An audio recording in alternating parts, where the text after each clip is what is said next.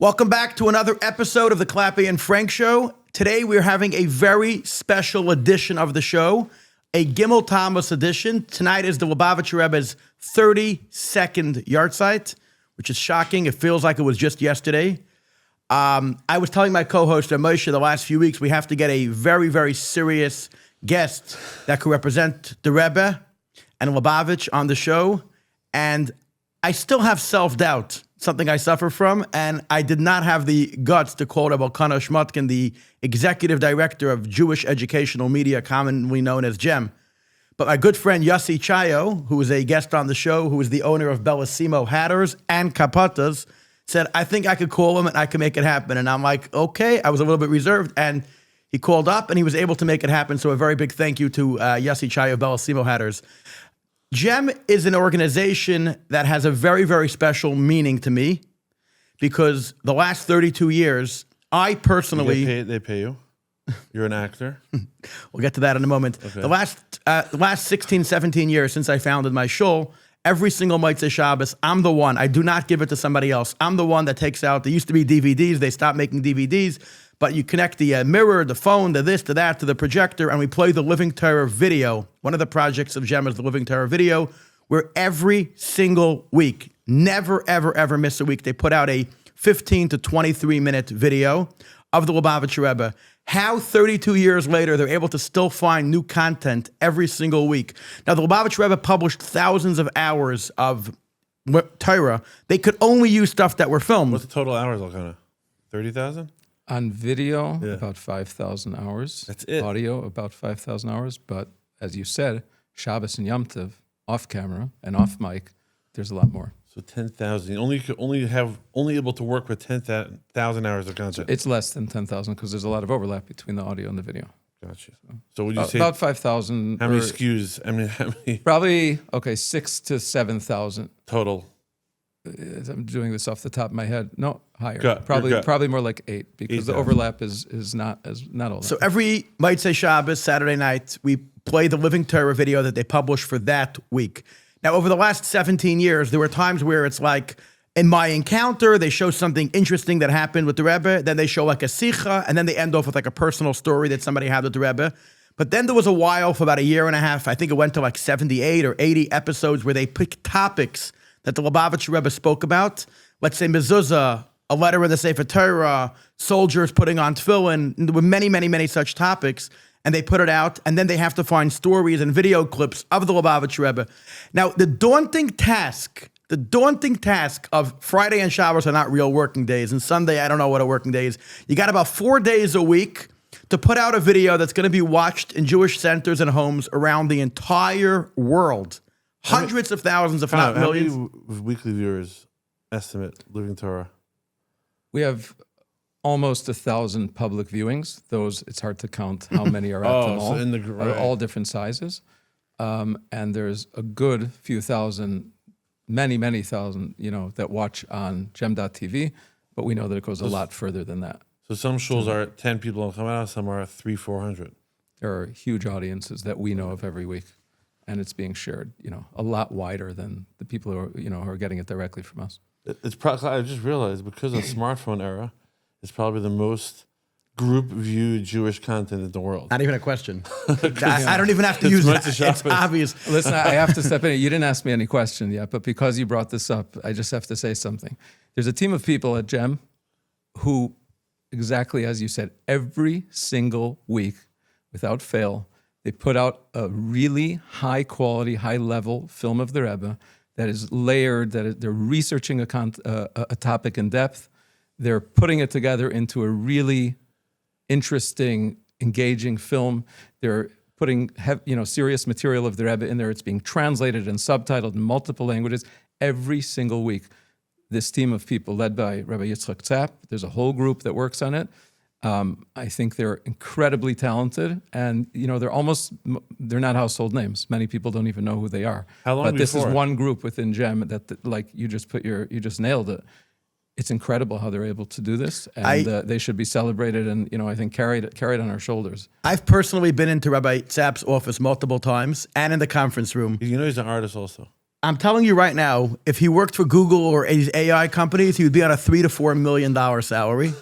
He's giving his life Thanks. for. I really needed that. He's giving his life to the Rebbe. When he sits by a computer and he has these massive screens, within a billionth of a second, he pulls up an archive, he pulls up a screen, he interlaces it, he cuts it, he pastes it. He shows me on AI how he's doing it. And by the way, he's the leader of a team. There's a team of talented guys. How long working with before is it ready, usually? I'd rather not say, but it's usually there's something about the film industry. The last there's minute? videos Yeah, I thought or it was just whatever. us. It seems I it's thought just, it was just there's us. something there, no matter So how. Thursday? You Friday? know why? Because the more time you have, it just gets you make it better and better and better, and you're never so it's really that there. week. Also, you But could also do- often it's quite last minute. Oh, so but that means you could also do topics that are related to that week. Yeah, they could pivot if they planned one topic and something's going on that week, and they decide that that's something they can respond or react to news.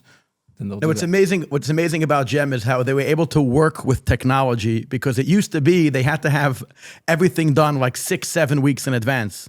Because I used to get for many years, like in the 2010 Sega of my life, we used to get the DVD to my house, and then I used to bring it to shul, put it under the DVD player, and it was a week or two in advance for the next 4 weeks.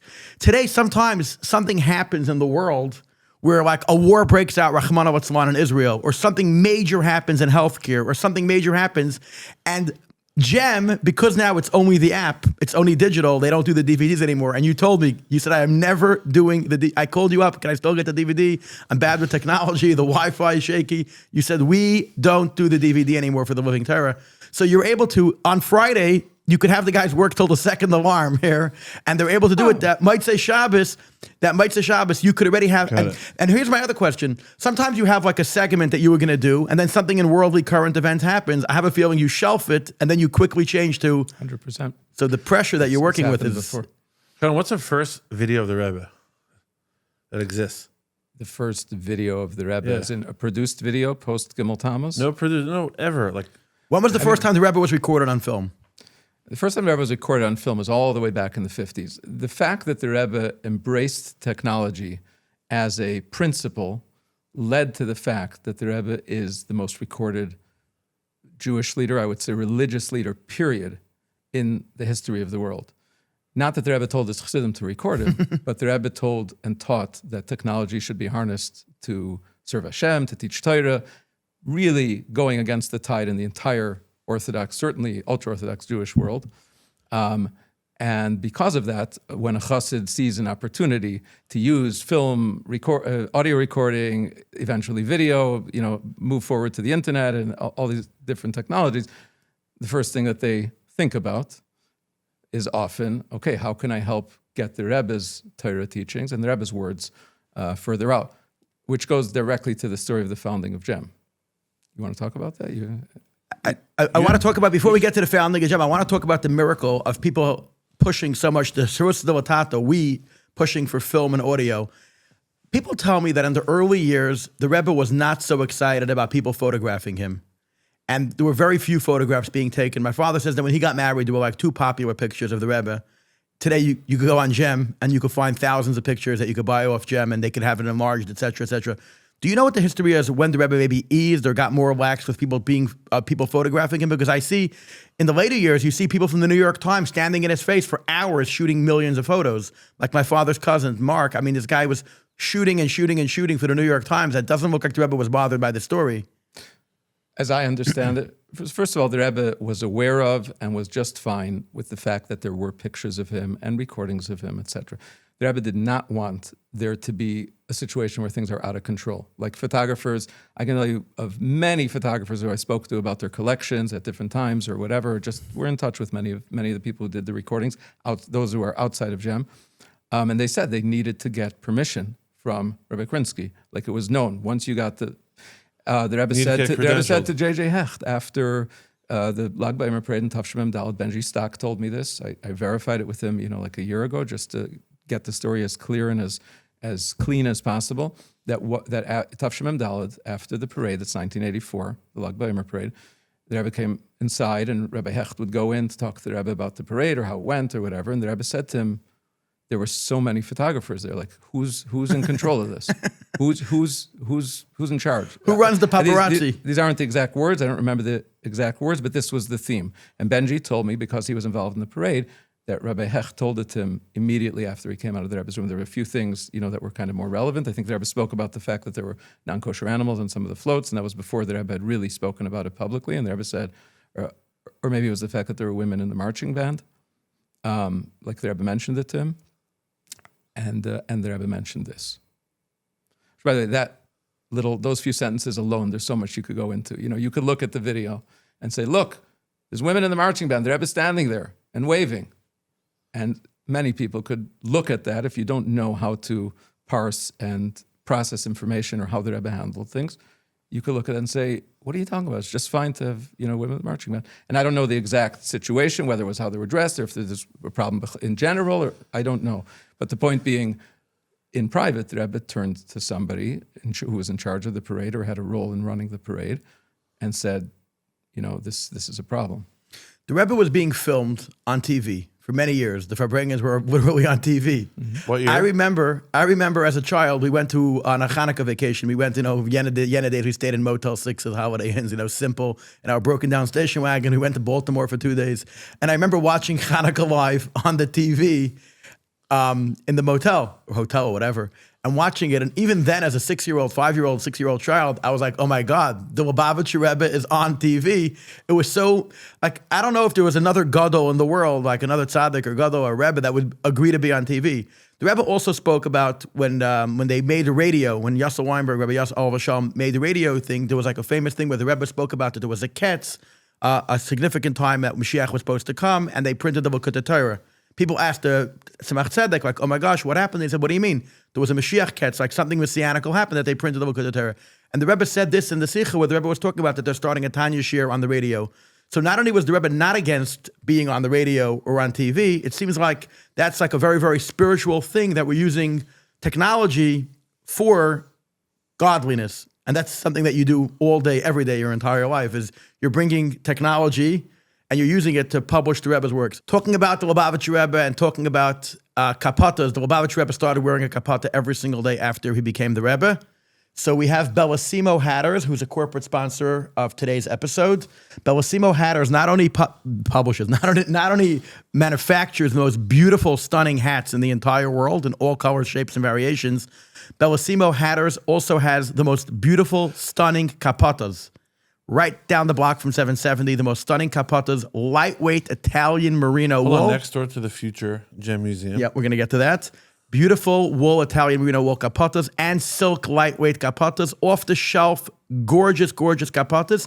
If you can find the perfect fit for only a couple of dollars more, they will make you a custom kapata and have it ready on the hanger a couple of weeks later. Please mention the Clappy and Frank Show to my dear friends Seth and Yossi at the Bellisimo Hat Store. Thank you so much. If I may chime into your promo here, I'm a very happy customer of Bellisimo. I know Yossi Chayo personally. He's a straight shooter and a great guy. And the material that what he's selling is great. The hats, the kapatas, all these things. Still one of our most talked about podcasts. There you go. For good From reason. the most random people. I thought it would be like a Crownites only. Guys, Satmar guys in Muncie saying, oh, the hat guy, I really loved that show. I'm like, what? Yes, he's not a random guy. No, I'm saying I didn't think if a non-Strimel hat guy talking about his hat business would interest guys in Muncie and Williamsburg. It's more of like a chesed center. You come into the store, you have gorgeous leather couches with a big fridge full of freezing ice-cold seltzer and water. And just a not big... seltzer, Pellegrino. The most expensive seltzer. Italian. How is he able to give the most expensive seltzer and charge the least amount of money for his product? Rabbi Shmutkin, you are a shliach of the Lubavitcher Rebbe, bringing the Rebbe's works to the entire world. You could have been a shliach anywhere in the world and had the most successful Chabad house in the traditional sense of doing shlichus.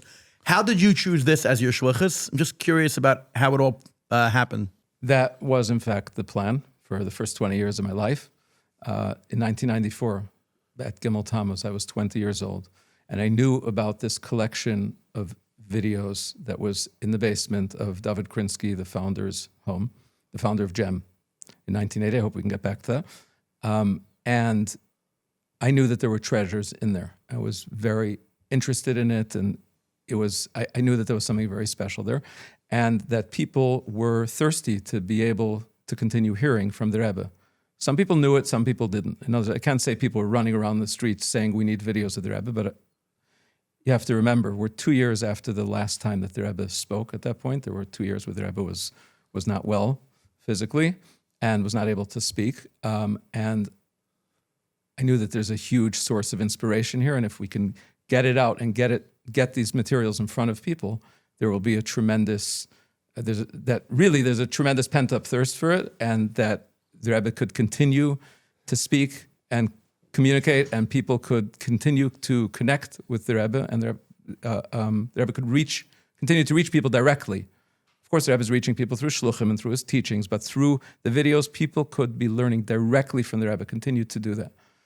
So I was very into that. They were kind enough, David and Sari were, kind enough to let me have access to the materials. I was watching, I was looking. And then at one point, it was Yud Shvat, I believe, Tafshin Nun Vav, I think, 2 years after Gimel Tamuz. A couple months before, I went and I said, okay, let's try and make a video for the shluchim to be able to show at their events. Everybody makes events for Yud Shvat. I went and I studied through all the Farbrengens that were on video. Like I learned them in the Svarim. I wanted to see what themes does the Rebbe speak about on Yud Shvat. Like what are the themes that kind of rise to the top that the Rebbe speaks about again and again. Took highlights, small highlights of each of those Farbrengens, wrote a narration to go in between, and created a 25-minute or so video to be shown at public events for Yud Shvat. Quick story. As I was kind of thinking of doing this, I went to Rebbe Krinsky and I asked Rebbe Krinsky Senior, Rebbe Yehuda Krinsky, and I asked him if he would, I was working in I was working in the Shulchan office running the Speakers Bureau at that time. I said, so there's no GEM organization active and running. I said, I think it's going to cost us, I made a calculation, somewhere 17.5, 18 grand. Would he pay for this video to be made? And he said, yes. And he gave the money, and we used that money to produce the video, schlepped the boxes of videos to Manhattan at night because it's a better rate, and also I had a day job. In those days, a video editing studio took up the size of this room plus machines and a professional editor and tapes and and then did the translation, the whole 9 yards, made a nice cover. After the video came out, it sold well, and the money came back in. So I went back to Rebbe Krinsky and I gave him back the money. So that was the last time I'll make a mistake like that. I wasn't running an organization at the time. There was no, it was you like, never okay. give back money. Especially, he didn't ask for it. But it was like, okay, I raised some money to do a project. The project covered itself, thank God. I went and gave it back to him, and that was the end of that, But then, of course, people wanted more, and I saw that there could be more and more, and we continued to grow from there. Made our first hire, Yankee Teitelbaum. Wow. First hire ever. Wow. My God. The 1% to be full-time video editor. Pre-Yankee Asher. Yeah. I mean, we put out some unedited Farbrengens, also in that format, working kind of in Manhattan, that whole kind of thing. But it used to be much more cumbersome to create productions like the ones we're doing. It built up, got Yankee involved, and then So from there it was a VHS? Yeah, it was put on VHS. It was like $25 or something? Something like that. So shluchim, there was nothing. Gimel Tamuz, 2 years later, you put out a beautiful, expensive, then $20,000, like 50 grand, whatever. That you was put out Yud Shvat. Yeah, Yud Shvat, you put it out, and now shluchim around the world to get this beautiful, professional, edited video. And what was, there was no WhatsApp groups, but what was the feedback? People were like, oh my God, how do we get more of this probably? Well, he said he got all the money back. People were asking for more. We're hearing a lot of feedback. I remember one interesting piece of feedback I got, the same feedback within the first couple of years from both Rabbi Zalman Volovic and from Rabbi Yaska Gupin. They both told me something similar, that one of the people in their community was watching through one of the sichas, and they said, the Rebbe is saying this and that and the other. And the shliach at first thought, it's not what the Rebbe is saying. They totally misunderstood. And then they thought about it again. They said, the Rebbe absolutely is saying that on another level. The person's 100% right, but I'm seeing it on a certain level. And the Rebbe connects with people when you give the Rebbe the opportunity to be seen directly by people. People connect with the Rebbe on so many different ways in a real way. I'm not saying that they make up fantasies of what the Rebbe is saying. They truly do understand the Rebbe on multiple levels, on different levels. Just from a business thing, has AI allowed GEM to fire any people or get work done quicker? Just from an AI production perspective, I'm just curious. Not related to We have to get back to the end of the story of my involvement. Yeah, I just want to introduce. We do a lot of business content. AI is slop if it's run by low quality people. From what I've seen, AI just adds work and adds endless rounds of nothing if it's not run by talented, high quality people. So you can't fire anyone. If you have high quality people, AI can make their jobs far, far more efficient. We have a couple really big projects that we're thinking of, that we're in the process of planning them, not ready to announce them today, that are only possible because AI can You really didn't fire help anyone us. because of AI. No one's been fired yet over AI. Okay, good. I'm sorry. Back to Talking that. about, you mentioned, But we are using AI more and more. The real place to be using AI, at least today, like I'm saying, the real place where it could be helping us is as kind of on the back end, on the research side, on the processing side, and those types of things where you could just do a far better job. Like image search. Don't you have like image search you could find yourself by dollars? face just you to be did clear. face recognition. Yeah, you we launched. do have a few AI-powered things. This face recognition thing that you mentioned, you could take a picture of yourself or anybody, put it in, and it'll find people going by the Rebbe. We thought it was a thing for Lubavitchers who are looking for their pictures. They'll call us from time to time. We thought it was a fun little project. I mean, it wasn't so little, and it ended up costing quite a bit to do. But the point is, we thought that it was limited to, like, some Lubavitchers. It turns out that the reach is incredible. We hear orders come through every day, and we hear stories of people who didn't even know that their parents were by the Rebbe, talking to the Rebbe about these things, etc. And it's available now right on. You can go on gem.tv, and you could just pop in a picture. You don't need a membership or anything. You could find your pictures with the Rebbe. It's just one of many AI-powered applications. I had a life-shattering moment in my life. And not one, but multiple times. The first thing is that for many like years, every day, Clap? for many years of my life, we did not have a picture of me going by the Rebbe. I think people it was so normal, it was so regular that the Rebbe gives dollars every week in Koshel Bracha after all the Yom Tovim that parents went by, and it was like before there were smartphones and selfies or anything, and you figure that somebody took a picture somewhere. I never had it. And I remember always thinking, like, if only I could find a picture of me going by the Rebbe, it would change my life. And we knew certain dates that we probably went by because my birthday is Chol Hamoed Sukkot, so Motzei Yom Tov, it would make sense. At least Tishrei, my father would bring me by the Rebbe. But I remember, like, when I was like 20 or 21, like somebody finally found the picture. Before you had the face recognition, somebody was going through hours and hours and hours, and he sent it to me, and it was like so much emotions. It was just so incredible. But it was a video of me going by Koshel Bracha, and I was like leaning, like I'm backwards with my long hair, and the Rebbe's facing me, but you don't see like eye to eye. And I always had this dream and this vision that if only I could find a picture of me going by dollars when you could see me clearly face to face with the Rebbe. And a couple of years ago, somebody said that they found the video of the day after Yom Kippur, Tafshin and Beis. The Rebbe said everybody under Bar and Bas Mitzvah could come by, and a guy in my class put on a class group a picture of one of us going by. And he said that we're probably all in that video. I was at work, I dropped the call, I put the customer on hold, he's probably still on hold when I worked at 9 to 5. I called up Jem, and this guy, Rabbi Freimlich, he said that it's about a 2-hour video, and the camera's in a weird facing angle, but if you come and you find it, then we'll sell you the video, whatever. So I waited my day off, that was Tuesday.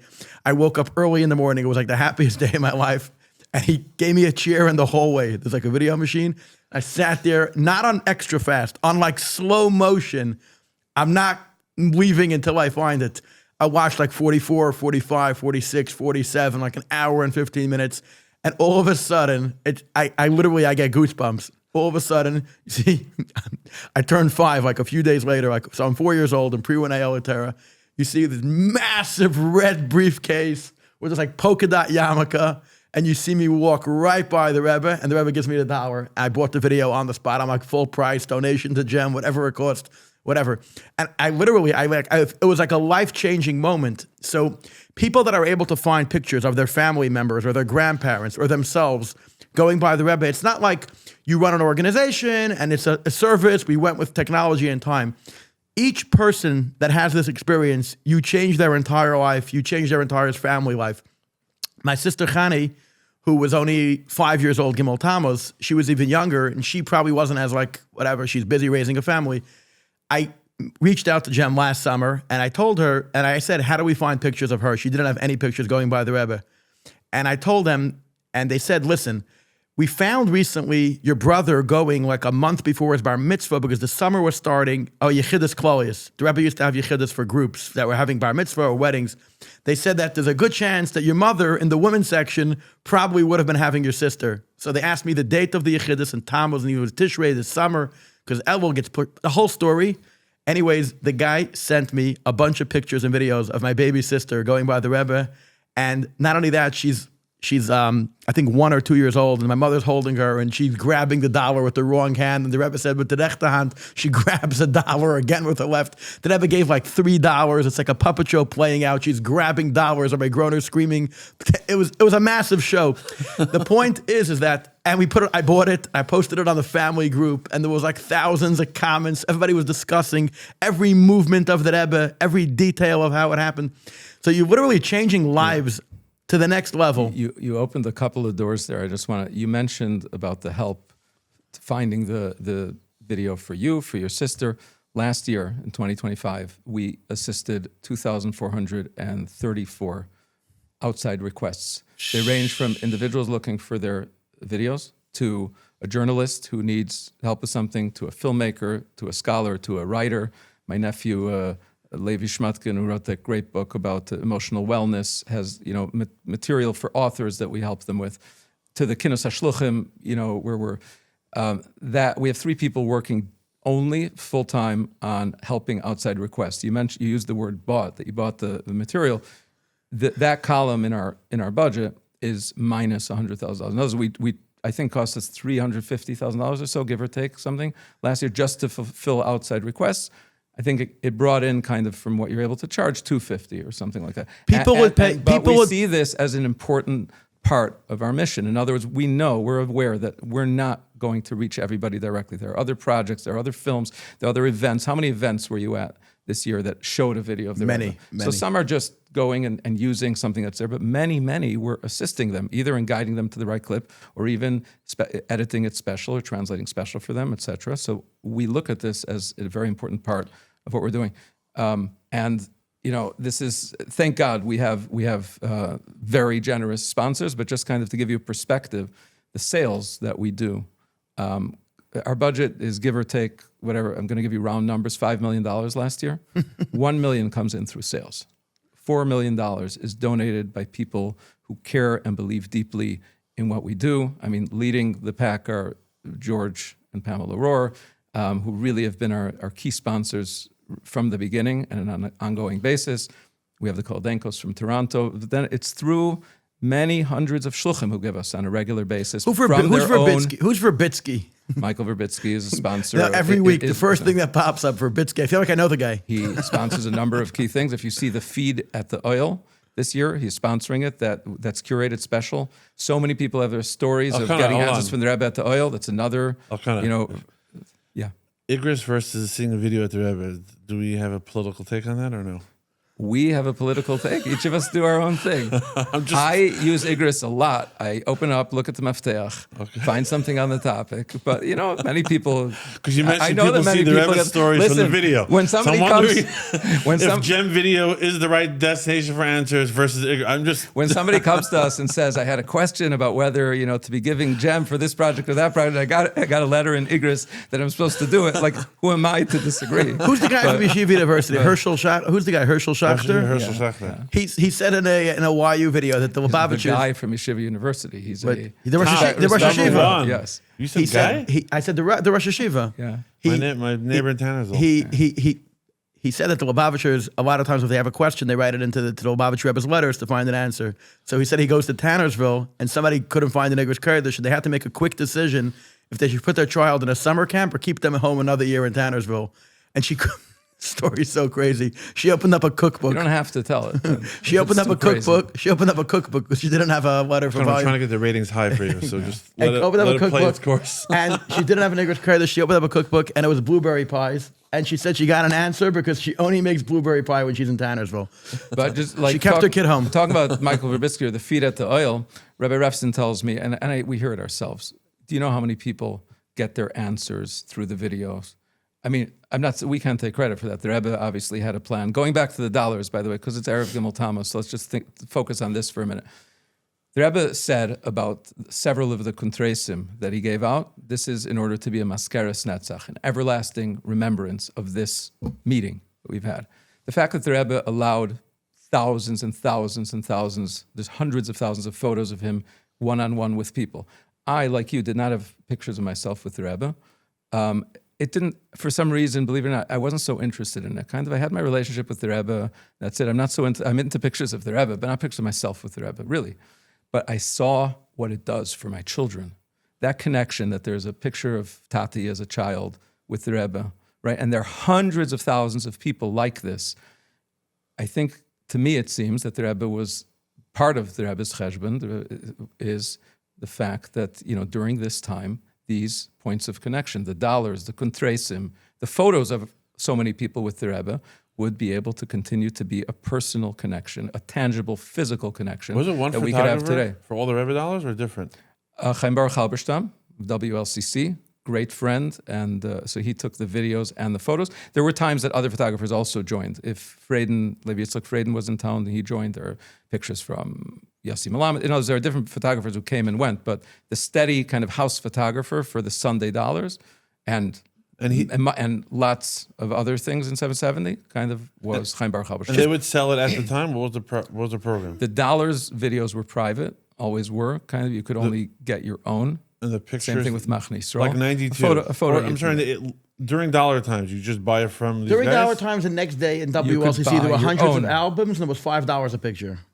You could buy your own photos. At a certain point, Rabbi Halberstam, together with Rabbi Eber, his partner, came to us. It was right when we saw, a couple years after we began to see that all the materials, degrading, and it needs a huge investment, and it's never going to cover itself. There's no way to monetize this. It's just something that needs to be done. And we started our restoration project. They came to us and basically said, take it. You can, we paid for it, but it wasn't huge money, and we acquired it. And we had to invest in it and restore it and preserve it.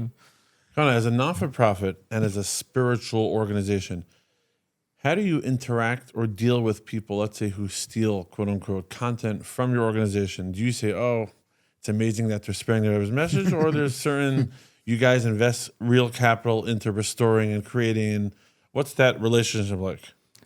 If I may ask. No problem. On an emotional level, we say, yes, that's amazing that they're doing, that they're publicizing. That's because we go through the same thing. We scream and yell. Until I was a content creator, I was not able to identify with you in your position.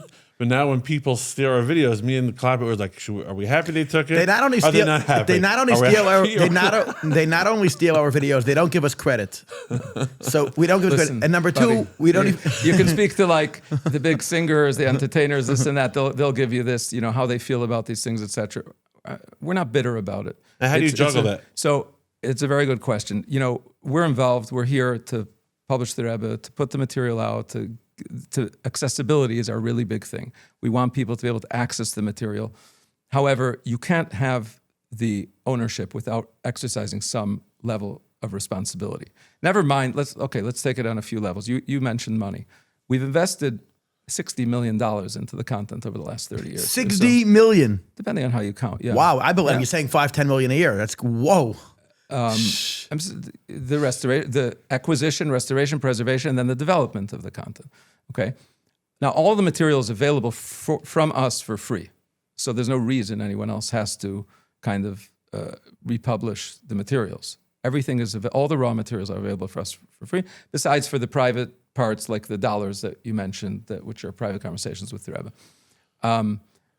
But I'll just tell you an instance, literally from the last few weeks. In Israel, there were two different things that we spun up legal proceedings just in the last couple of weeks.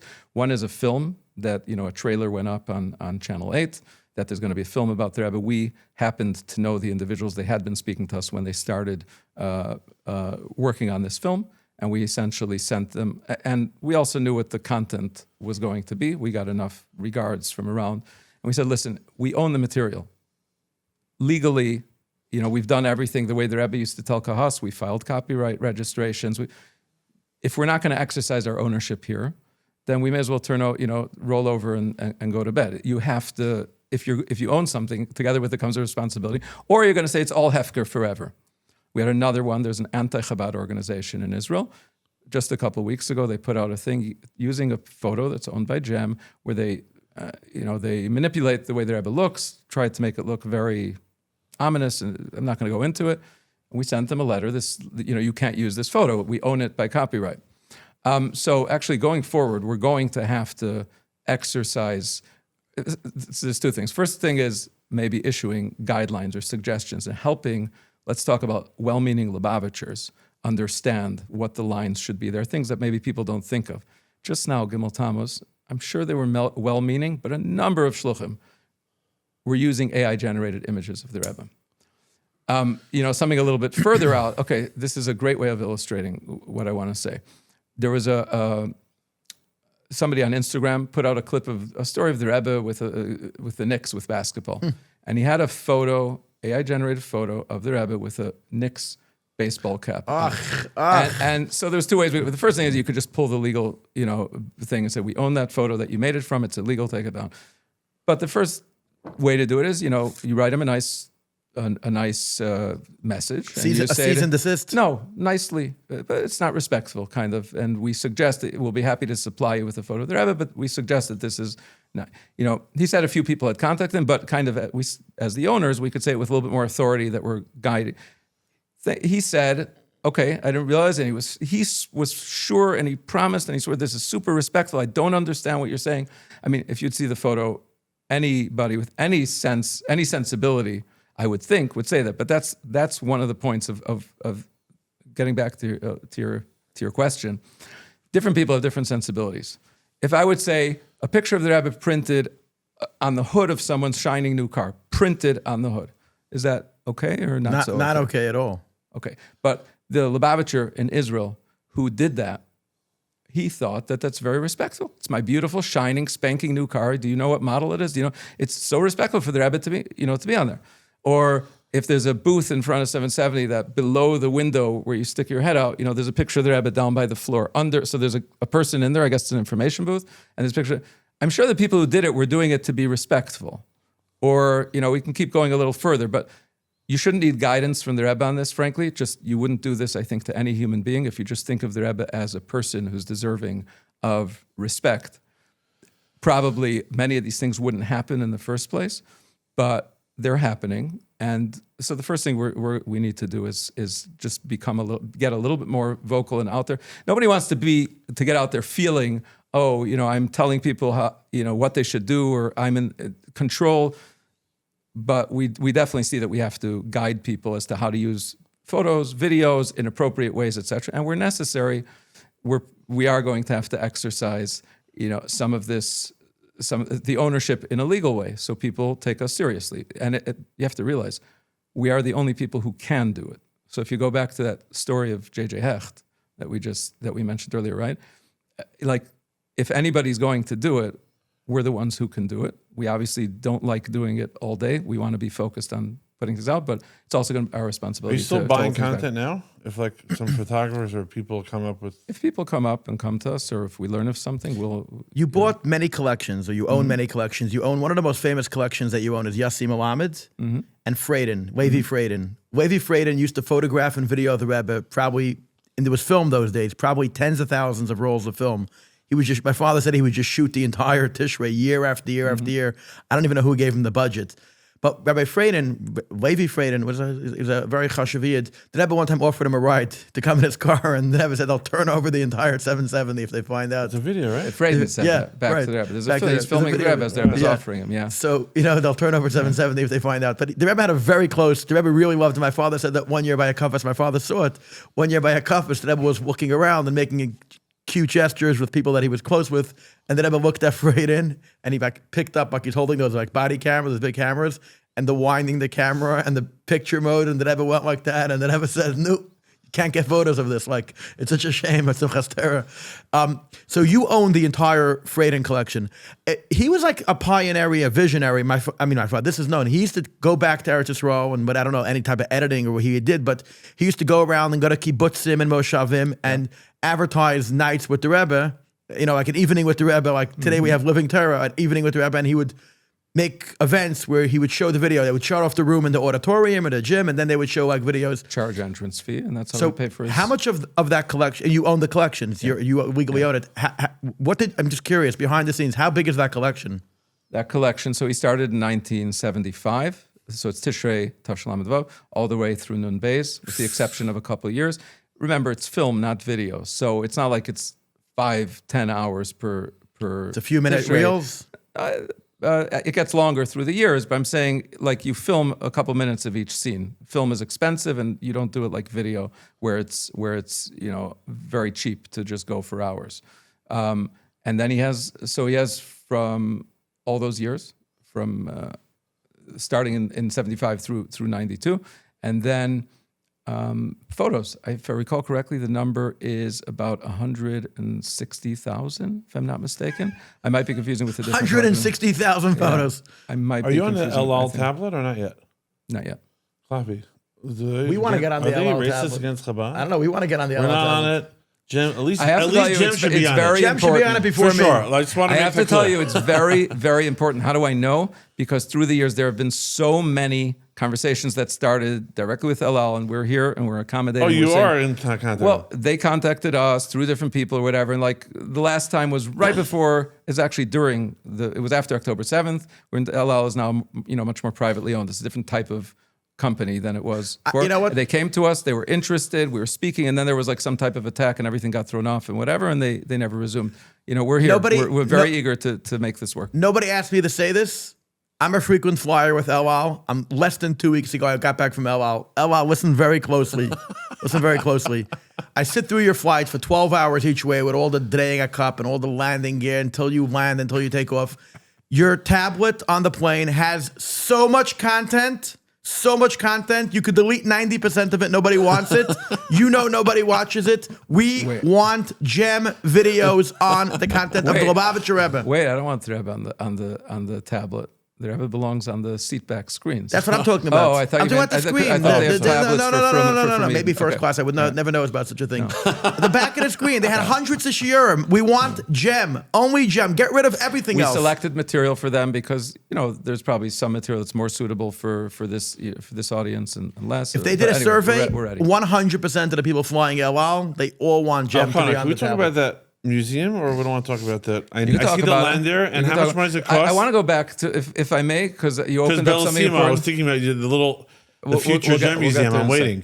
We'll get there in a sec. You were asking about how I got involved. So as I was doing this for a couple of years, right? I was You 20 said years you were old. working in the Thomas. Speakers Bureau for Chabad. 1996, you little- published a video for Yud Shvat. Then I got- huge success. Shortly after that, I got involved with Gem full time. By the time I was, dating to get married, Oh, you were was- single when you did the video? yeah, Young visionary. I did it I was a bacher for a good few years. Till How old were you when you got married? oh gosh, don't put me on the spot. My wife is going I think 26. You wanted to be the same age as the Rebbe. The Rebbe got married at I 26. think I got engaged at 25 and married at 26. Mimush. If I'm not mistaken. I got married at 28. My wife was 32. So. Or maybe I was dating at 25 and I engaged and married at 26. Yeah. All the So talented people get married there, I'm just it saying. became clear to me at that point, like I could leave and I wanted to leave. I'm from Milwaukee, Wisconsin. We have grass. And Your father's a legendary shliach, Rabbi Shol Shmotkin, right? The head shliach I of, certainly think so. the head shliach of Wisconsin. Yes. So he probably saved a good spot for you. Wherever it would have been. The point is, I planned to go on shlichus. My wife had planned to go on shlichus, but at the time that I was, making that decision, it was already clear to me, like I can run. And you have to understand, Gem wasn't what it is today, and Crown Heights wasn't what it is. It was a lot less comfortable and friendly, maybe than you might imagine. And for some people, it would have been a hard decision. It was kind of hard, but it was clear to me, like if I leave now, that's just crazy. I'm abandoning something that I've seen how important it is. How I see the potential. The potential still far greater than where we are today. And like to leave would make no sense. So that's how I got involved. The reason I want to say this whole thing is because our biggest challenge, you didn't ask yet what our biggest challenge is. I'm sure it's on your list. But our biggest challenge is attracting and retaining really high level, long-term talent. we have great people in GEM, thank God, really great people. Yankee Teitelbaum was our first great hire, Baruch Hashem. But like people who, one person got involved, and I could have just left. I'm not trying to promote myself here, but it's just the way of looking at it. I could have left and said, I always plan on going on shlichus. Well, ich bin a shliach, and the Rebbe wants me to go on shlichus.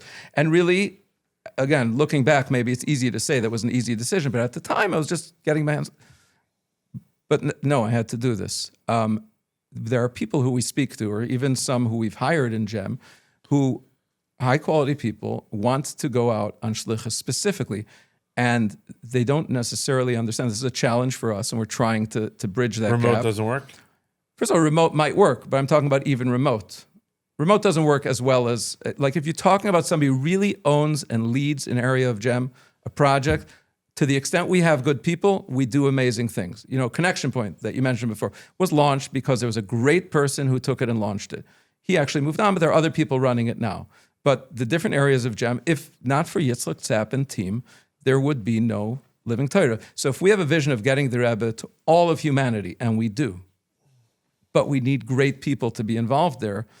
So one way a person could look at it, if you're a younger man, a talented, quality person, you could say, okay, whatever, I'll go to shlichus to some little city, and I'll make a difference. I'll be my own boss anyway. Whatever, Elkanah and those guys, they'll figure it out. They have 50 people in GEM anyway. It doesn't work that way. To the extent we have good people, great things happen. And to the extent we don't, they don't happen. If you look back, it's not rocket science. Your full time is 50 people right now? Somewhere around there, a little bit more, I think. But like when the Rebbe, before Gimel Tamuz, when the Rebbe was in the New York Times, or when the Rebbe was able to write letters, or so many of these, the Rebbe's sichos were published, he needed good people doing that. Of course, you could say there's some spiritual arc. Okay, the Rebbe's sichos are going to be published no matter what. But Rabbi Yoel Khan was there. He came, Tafshin Yud, and he was a part of the story of how the Rebbe's Torah is published. Or, Rebbe Krinsky was hired to do PR. So many of the stories in the New York Times came through relationships that he had. So obviously it's the Rebbe, the leader of Klal Yisrael, and there's a plan that God has, but it happens through human beings. We need great human beings to decide that they want to make a difference. Talent recruiting and retaining is the biggest challenge. Is a very big challenge that we're facing now. I want to say again, we have great people. But if you had more money, you would probably be able to retain more talent, right? I don't know that it's a money problem. You have to per say se. that. You're a Okay, fundraiser. listen, You have to say that. money, a lot of problems are not money, but money can solve them. So yeah, if we'd offer a ton of money, would great people who otherwise would want to go on shlichus come running? Maybe. Because we also consider ourselves a business show, and our demographics show it. We have very wealthy people that watch between the ages of 20 and 60, predominantly male, which we're trying to turn around. Are we? That's our focus. We have to turn around anything. This topic of working remotely versus working in office, a lot of companies during COVID had all their workers working remotely for 2.5 years, and the companies did quite well financially. That's how we met. Right? And now they want all the workers coming back, no matter what. You get a few days, sick days, or a few days you can work remotely, but most companies now, or a lot of companies I know about, they want all their workers back. You said it's very hard to retain workers, good workers, and he said, what about if they go on shlichus and still work remotely? And you said, how do you, in general, you're a big employer, over 50 employees, that's a very big employer. You find that workers work better when there's more camaraderie, when they're all in the East New York headquarters, or you like when they're... If about 2/3 of our team is remote. 2/3? Or half. So you do let people work remotely. We don't necessarily have a choice. In other words, there are many of our key people at this point who, if we told them, or we believe, I don't want to try it, but like you have to move back. First of all, the cost of living skyrockets. To support a family on a decent salary in Crown Heights, and you're paying everything properly, and you're doing all the regulations, etc. Bring up a family, tuition, and everything else that comes with the family costs hundreds and hundreds of thousands of dollars. If you're attracting a talented, high quality person, you have to be able to compensate them for that. But it's not like we're sending people away. I really believe that if everybody were in the office, the efficiency, the communication, everything would be far, far higher, and we'd be able to get more done, in less time. But it is what it is. The Rebbe speaks a lot about Kansi v'Hashem Asabracha. This is the community that Hashem bestowed his blessings upon it. I mean, Hashem gives his blessings to the whole world, but the Rebbe mentioned this topic many, many times. I believe you even did a segment on Kansiv Hashem Sabracha. It sounds familiar. The Frierdiker Rebbe chose from anywhere in the world. The Frierdiker Rebbe could have chose. He chose America, Chatzi Kader Tacht, this bottom hemisphere, and the Frierdiker Rebbe chose New York, and the Rebbe has a whole sicha why he chose New York, and he ties it into the United Nations being here in New York. And then the Rebbe says, and in New York, he chose Brooklyn, Kings County, and he chose Crown Heights. And the Rebbe built up the community about getting housing and affordable housing and all these things that are popular topics that Rebbe was speaking about 50 years ago. Affordable housing, and people shouldn't be paying by paying such high prices for homes and rent. The Rebbe says rent. I saw it clearly in the community. Big donor, Rabbi Fisher, was very big into Chizuk HaShchona. Yeah, he's also one of the proud sponsors. I see his name every time. Communities. Yes. The only person in the past gazillion years that actually helped people. I believe Rabbi Fisher sponsors the Sicha segment on. I believe Rabbi Fisher made 2 weddings in the last 2 weeks. So a huge mazel tov to the Fisher family and the extended families and all the mechutanim. And Shiragi Mrazov is making a wedding in the next few weeks. Mazel tov to Shiragi and Rachel Dabi and Rachel Dabi. Okay, I guess there. The kids are now. There's a lot of beautiful, beautiful communities, and because you have all the sichas and all the archives, you're probably very well versed in this topic. There's beautiful Lubavitcher communities popping up all over the world. New Haven, Connecticut has a large, growing Lubavitcher community. Kingston, Pennsylvania, Pomona, now Baltimore, affordable housing. Do you think a young Lubavitcher couple that are not moving out on shlichus, the guy sells insurance, the wife's a graphic designer or whatever, or any random job, do you think they grew up, they were raised in Crown Heights, and now a house is $3 million or $2 million?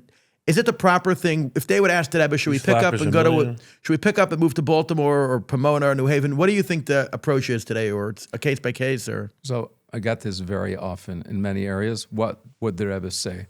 I can't tell you what the Rebbe would say. I can tell you what the Rebbe did say. In this particular case, I can't even tell you what the Rebbe did say because the cost of living, the cost of housing was far, far lower then. But if people, just on a very practical level, if people can't afford to buy a house, what do you expect them to do? Like, would the Rebbe force them to go buy a house that they like way over their abilities? I doubt it, but I can't. But I hear the argument all the time that people tell them they leave New York to Florida or whatever cheaper places, and they find that it's not cheaper. You need to have 2 cars. Well, you have to go to the right places. I could tell you some food places is expensive. I could tell you some places that really have are really cheaper. Really cheaper. Also, like there's a number of states today where the tuition is subsidized. Like that is an absolute game changer. Ohio, Pittsburgh. I know Pennsylvania. I don't know if it's the whole state of Pennsylvania or whatever. Wisconsin. Certain vouchers or different ways that is. My friends in Florida, and the cost of living. I could tell you, let's say Milwaukee, but I've heard this about. I know a lot of people are moving to Cleveland. The real estate is incredibly cheap. But there's no job, so you can have a house. But there's no jobs. 3/4 of people or half of people are working remotely today. In other words, listen, I'm not here promoting moving out of Crown Heights. I live in Crown Heights, like you said, it's Kansiv Hashem Sabracha, but. All my friends in Florida afford to live in all my friends in Florida say they get $6,000, $7,000, $8,000 in vouchers, maybe in certain grades or ages, pre-K, maybe 10. They said no matter what the voucher gives, their tuition never goes down $1. Listen, the yeshiva says it costs $22,000. We're getting 7. Give us 14. Shalom Yisrael. Also, another thing about watching Gem every week and watching the Living Torahs and watching the Rebbe's Shitta. It seems to me that whenever Gvirim, rich people, went by the Rebbe and spoke about projects, the Rebbe is always pushing that money should always be allocated to Jewish education. 100%. Tell me about some of your encounters of the Rebbe's videos and sichos about the whole focus on Jewish education, yeshivas, and maybe should there be a bigger stress amongst the world in Jewish philanthropy that they have to stop donating money to museums and just focus on Jewish education? He wants to build a museum. We're going to do It's okay. A museum is education. A museum. First of all, we don't use the word museum about the Rebbe. Just some people. It evokes images of mummies or whatever. Can we talk about your piece of land that I'm? Yeah, in 1 second. I just want to tell you about. First of all, unfortunately, I can't tell you all of the content off the top of my head. I should be like a machine that knows all. But you could go to gem.tv and search it. But actually, right now, we're printing just 200 copies because it's a pre-run of a book of 480 pages, I think, just indexes of all of the things discussed in the videos. In print. in print. we It's show it also to the available camera? on Can we show it to the gem.tv. camera? I mean, it's just the front cover, but it's a little bit of a 480 tease pages. because it's not going to be available right away. But like you have here, I'll just as so education is in there, I'm sure. Army, arrogance, art, arthritis, assimilation, atonement, author, just autism, automobile, balchuva, baby carriage, baby naming, et cetera, banker. And then you could see what the content is in the other part of the book, or just go straight on gem.tv to find it. One of the things about the video is a very intangible format, right? Like, where is the product of what we do? Literally a week ago, somebody on the Gem team made a quick calculation of how many subtitles were generated through the years on all of our different productions, and calculated it over to if that were published in book form. We would have 100 volumes at 300 pages each, just of the subtitles on the Gem videos. The amount of work that goes in, and the subtitles, the translation, most people don't even think about it. It's an afterthought. Never mind, it's uniquely challenging because you have to keep the sentence structure the same, unlike a regular translation where you adapt, right? The Rebbe is speaking and you're subtitling, so you're trying to adapt enough to help a person understand, but you have to keep the sentence structure, and the timing and the space is very limited, etc. You probably have Nunix complaining how you translate it, I'm sure. Sure. Just the English subtitles would fill up 100, 300-page volumes. Never mind, translated to French, Spanish, Portuguese, Hungarian, Russian, all the languages that we're doing it. But that's all just kind of the top layer of all the work that happens under the research, all of this material. So this index is just one tangible way. It has 15,000 entries of different topics, the different lines of kind of what the Rebbe is talking about. It's just one way that you can just begin to see the wealth, the tremendous amount of material that's there. So in answer to your question, yes, the Rebbe always pushed Jewish education and spoke about how federations have seas full of money, and what are they saving for? There's a fire burning, spend it on Jewish education. Even if you have to borrow money, the Rebbe said it should be done for Jewish education. But for more, go to gem.tv, search education. Connor, how do you handle controversial topics? Controversial? We never handle controversial topics. I'm saying, like what? Some people complain that Gem is too polished. They don't want to cover the hot topics. Like? I don't know. Just talk to me. Let's see if we can cover it. But lately, I saw you tackled Shlomo Zahar's head on. You were not like... Right. I know Shlomo Zahar is not a comfortable topic for many shluchim and the PR. I mean, especially today. But I saw lately you went head on. You were not afraid. So, and how do you handle when people say, "Oh, why are you filtering this, not this?" How do you handle those conversations? We don't filter. We don't filter anything. All the material is available. All the raw material is available. That's number one. What we focus on, we have to choose. In the beginning, right after Gimel Tamuz, the whole Gem, the whole enterprise was very much about, look, the Rebbe had been speaking until 2 years before. Let's keep material of the Rebbe coming out so people could keep watching. And then Motzei Shabbos, Living Torah, all these types of segments and that. As the years passed, we began to see that our job is shifting. Our job is the same, but what we need to do is shifting. People need context, relevance, understanding. You think of the format of Living Torah today. You're bringing together the Rebbe's words together with the story behind them or the human side of the topic, and that enables people to watch. Finding aids, the ability to find the Rebbe on different topics. Okay, I was just saying, as an ADD guy myself, your new format, you have me hook, line, and sinker. Okay, Baruch Hashem. But the problem is I don't watch the second part. I'm saying it publicly. Fine. So we keep that there, a more unedited video afterwards. But the point is, this is what people need today, or what we're doing on social media. We have, I think, 5 million unique viewers last year alone, right? The social media is growing. But we're taking and curating and doing things that we probably would not have done right after Gimel Tamuz. But as the needs of the audience change, we have to be bringing the Rebbe to people, in today's genre and the way that people speak and are able to connect today. Going to Shlomo Zahar's, meaning Israel's security and the Rebbe's approach to it, that was kind of a guerrilla project that we did, which actually threw off the presidential library, which I was about to get into. I'm saying right when October 7th happened, we knew that the Rebbe speaks very passionately about Israel's security, and he has a very specific approach that, despite the fact that most Lubavitchers know that the Rebbe screams that we have to be strong and how much it pained him and how he tried to get the message through, the nuances of how that works, let's say what's going on today, how Israel should handle the U.S. administration. There's concrete guidance from the Rebbe. It's very hard reactively to say it in a nutshell, but I would tell you that it's not, the Rebbe's approach is not, ignore America, do whatever you need to do. The Rebbe gives really clear guidance on how to handle the U.S. administration. And it's not, to me, this was not a surprise. The fact that President Trump turned. I was telling people you don't have to be a prophet. You have to just read history and read what the Rebbe says and listen. How to handle this should have been handled before. If you knew that it was coming, you don't put all your stake in President Trump, and you're able to understand what a real danger is.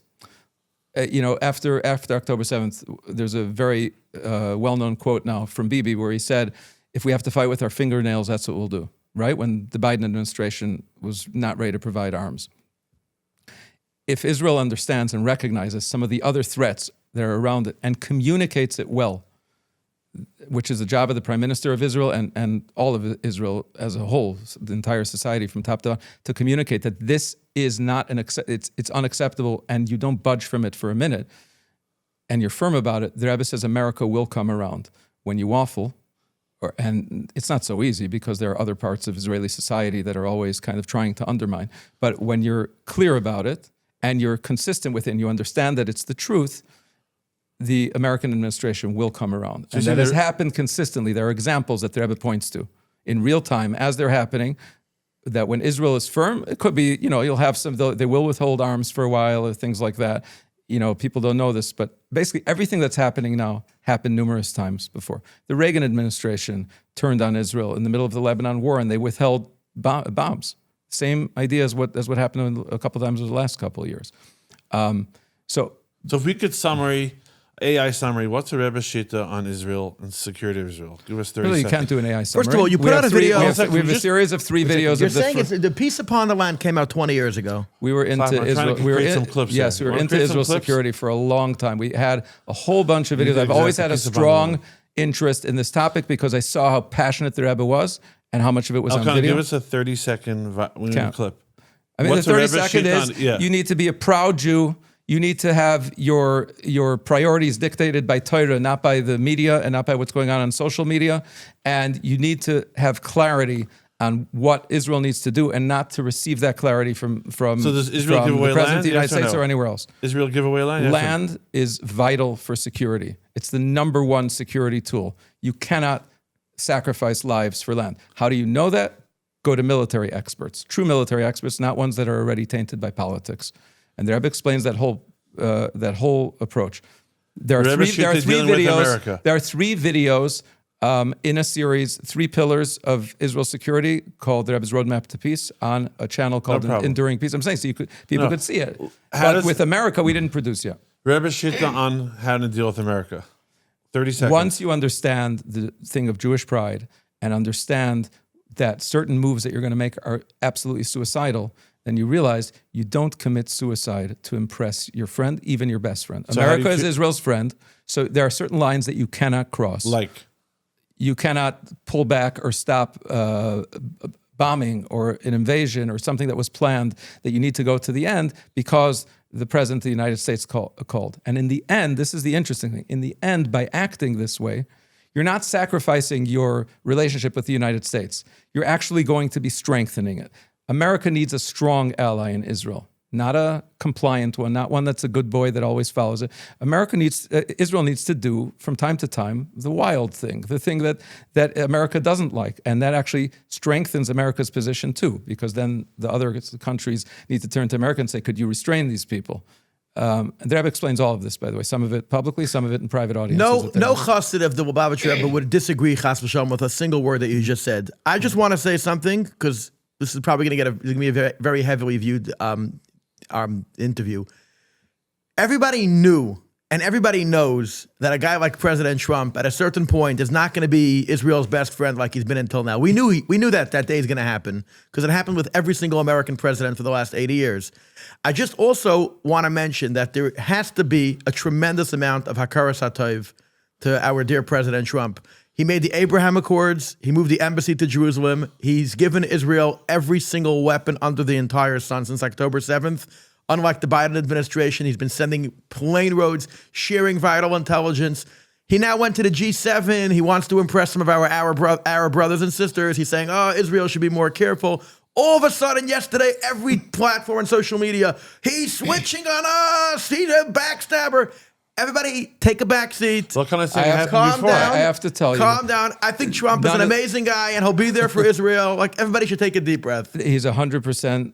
He's owed a huge thank you, and it was almost biblical, the amount, the cooperation. If you rewind back, a month ago, 2 months ago, or however many months ago, when Israel was fighting with America, and how much they helped. If you know the Rebbe's approach well, and I don't think it gave it justice just now. If you know well, this was not expected. It was just not unexpected. It was just a question of when it was going to happen. And as long as you're not hanging and making yourself dependent that this is our whole approach. Thank God we have a good president, and it has to do with, it's the president of the United States that's kind of giving us our inspiration to do this. And if not, obviously there's the practical side. You can only cooperate with the United States as much as they're ready to cooperate. But if you have your principles clear of what needs to happen and you're able to articulate it consistently, then it wouldn't be such a big, absolute existential crisis like what's happening now. Saying the PR It was team good has when to he be helped, top of the top. and it was amazing. Sometimes you're going to have a good administration, sometimes a bad administration. This administration is probably the best in history until a couple of days ago. They turned, and who knows? Everything is in Hashem's hand. But use it take it to your advantage while you can. And as long as you have your own you're well grounded and you're anchored in Torah's approach, you're going to be okay, and you're not going to just kind of lose your head when something like this happens. And what's the biggest complaints against James? You have to tell me. And how do you deal with that? That was my follow-up. The biggest complaints against Jem. I'm like ready to take on. I'm not afraid of the question. I'm just trying to think what complaints. What you could didn't somebody- help me with my request fast enough. I gave you an idea for a video for Living Torah. Why didn't you guys make it yet? I told you that my bubby has memories and you haven't interviewed her yet. Those kinds of things here and there. But honestly, I think people are pretty happy with Jem, and people support Jem morally, emotionally, monetarily as well. We always want to do more. We're the toughest on ourselves. We actually have a lot more that we feel like we're just getting started. And that's why it comes back to this matter of good people. Like there's so much more that we Is need your to be doing. rabbinical board or consultants on editorial content? Like who decides what, or you're When the we have specific questions, we'll usually go to somebody who we feel is the right, or several people, right person to be asking, consulting in that area. Is this okay? Is it not okay? And my father-in-law was once in Yechidus by the Rebbe, and he was a bacher, and he worked on Talking about Sefer your Erkim. talking about your family, Hold on, we skipped you finished? we skipped a lot of things. Your Father, father, he's a military father. your father-in-law was Moshe Zaklikovsky, Yes, who was a legend on his own, right? I think so. I hear so much about the things he's accomplished in Detroit and the things that he did in education. You want to talk a little bit about your He's father-in-law? middle saying his My name. father-in-law was involved in publishing. He lived in Erkim. Detroit until he moved to New York about 15 years ago or so. Passed away a couple of years ago. He was involved in publishing, and he was very gifted in that area. As a bacher, he was working on Sefer Erkim, which is an encyclopedia of Hasidic thought or Hasidic ideas.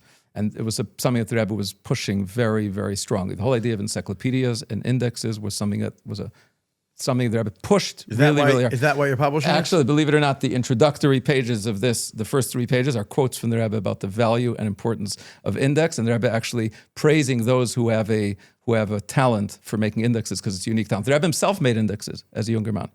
The Rebbe was the first one to make indexes.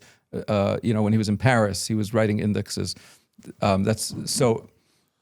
My father-in-law, the Rebbe was pushing my father-in-law something to make progress with Sefer Erkim. It was Rabbi Yoel Kahn's project, but he was obviously working under him. And he said, I'm a bacher, I feel like I can make a mistake and I don't know well enough. And the Rebbe said to him, "Schus harabim mesayaitam." The merit of the fact that you're working on behalf of the community assists that you won't make mistakes, etc. So I always ask for the Rebbe's bracha, and I know many on our team do, that we do the right thing, that we throw fastballs down the middle and not let our opinions mix, to go with an open mind to any topic you're approaching with of the Rebbe, to really learn and understand what he's saying and just render it for people without putting your own opinions in, and that everything we do be successful. So we've made some mistakes here and there, who doesn't? But relatively speaking, with the amount of material, thank God, may it continue forward with Hashem's help. We've done pretty well. So I don't know. I don't know, but you could tell me complaints. I'm happy to try and respond to them. Well, I know that my father's... Maishi Frank, you have no complaints? I've complained that my father watched a Gem video one week about Moment of Silence and became his obsession for the past 20 years. So that's my complaint. It should be fine. That's the kind of complaints we love. Your father, basically, the Rebbe used to speak about Moment of Silence in public schools, especially on the broadcast Gem Farbrengens. And your father saw a video from us on it, and then he became a Moment of Silence spokesman. He became obsessed. You had many segments of the Rebbe. The sponsors? Yeah, you had many segments of the Rebbe about Moment of Silence, about bringing to millions and millions of children's minds that there's a omnipresent, that there's a God in the world, even though if you're not allowed to mention God, but there's a way to do a moment of silence. And states have passed different moment of silent laws that you have to mention a moment of silence, you have to bring it up in class. There was a shliach, I know we're going to do another shout out. There's a shliach that spoke in my show many times. Litvin, what's his first name? Chaim, what's his name from Kentucky? Rabbi Litvin from Kentucky. And he said that in his state, with legislation, they passed, not only did they pass moment of silence, but it's implemented because a lot of states, they passed it and they're not being implemented. Like schools decide, our district, we don't do it, we don't promote it, we don't tell teachers to actually enforce the law. He said that in Kentucky, if they don't implement it, schools could lose funding. So it's a tremendous success. You take moments of silence and talk about some of the frontiers of where we're going. The Rebbe for non-Jews. The Rebbe spoke to non-Jews, especially on the televised Farbrengens. Moment of silence, church and state, the place of America leading the world. All of these themes, clearly for a non-Jewish audience. They haven't yet reached a really, really wide audience. There's no doubt to me that the Rebbe was putting it out there for us to take it further.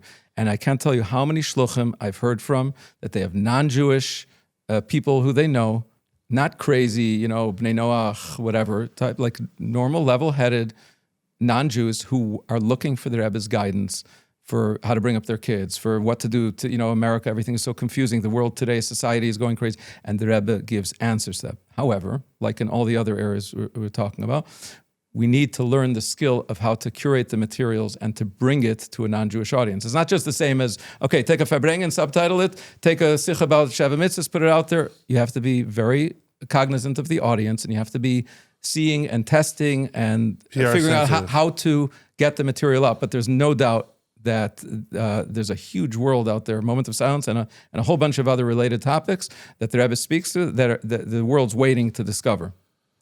Billions of people. The Frank billions family of likes people promoting the unpromotable, so that's probably why my father... There you go. Speaking about promotions.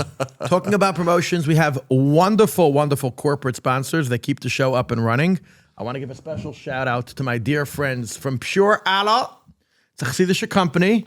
It's a Chassidische Hechsher. The most delicious, healthy drink in the world. Pure Aloe comes in 8 flavors. Available at Klein's. Available at Klein's in Crown Heights, but available where all fine kosher products and if it's not are available, sold. please ask for it. Yeah, ask them. I had a store in Crown Heights. I called up the owner and I asked her if she has Pure Aloe, and she said, what is it? And I showed her a picture and she said, does it taste good?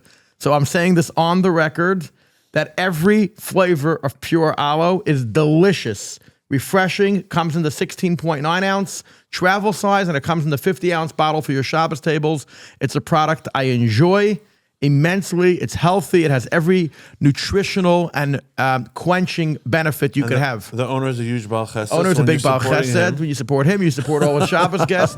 We'd also like to welcome an amazing, amazing company. We're personally friends with the owner of Bacán Guaro. It's a type of sugarcane alcohol, which is geschmack.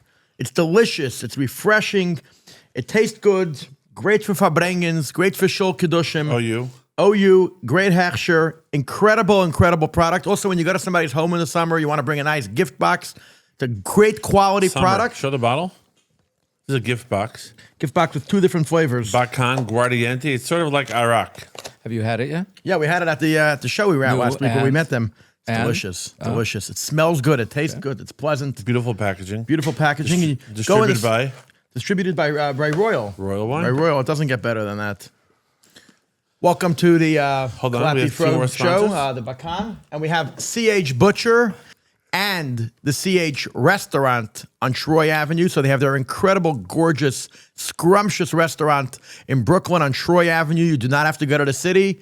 Lots of parking on Troy Avenue, the most elegant cuisine.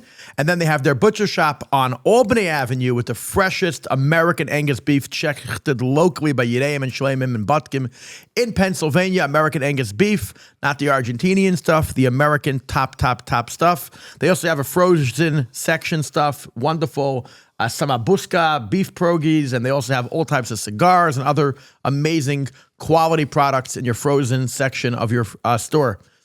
Our wonderful sponsor, Wheels to Lease. Saul and Izzy Herman, Saul Hershkup and Izzy Herman, the most incredible people in the world. You need a car in your driveway within 2 hours of calling them. You go to Wheels to Lease, ask for Saul or Izzy or anybody else on their wonderful sales staff.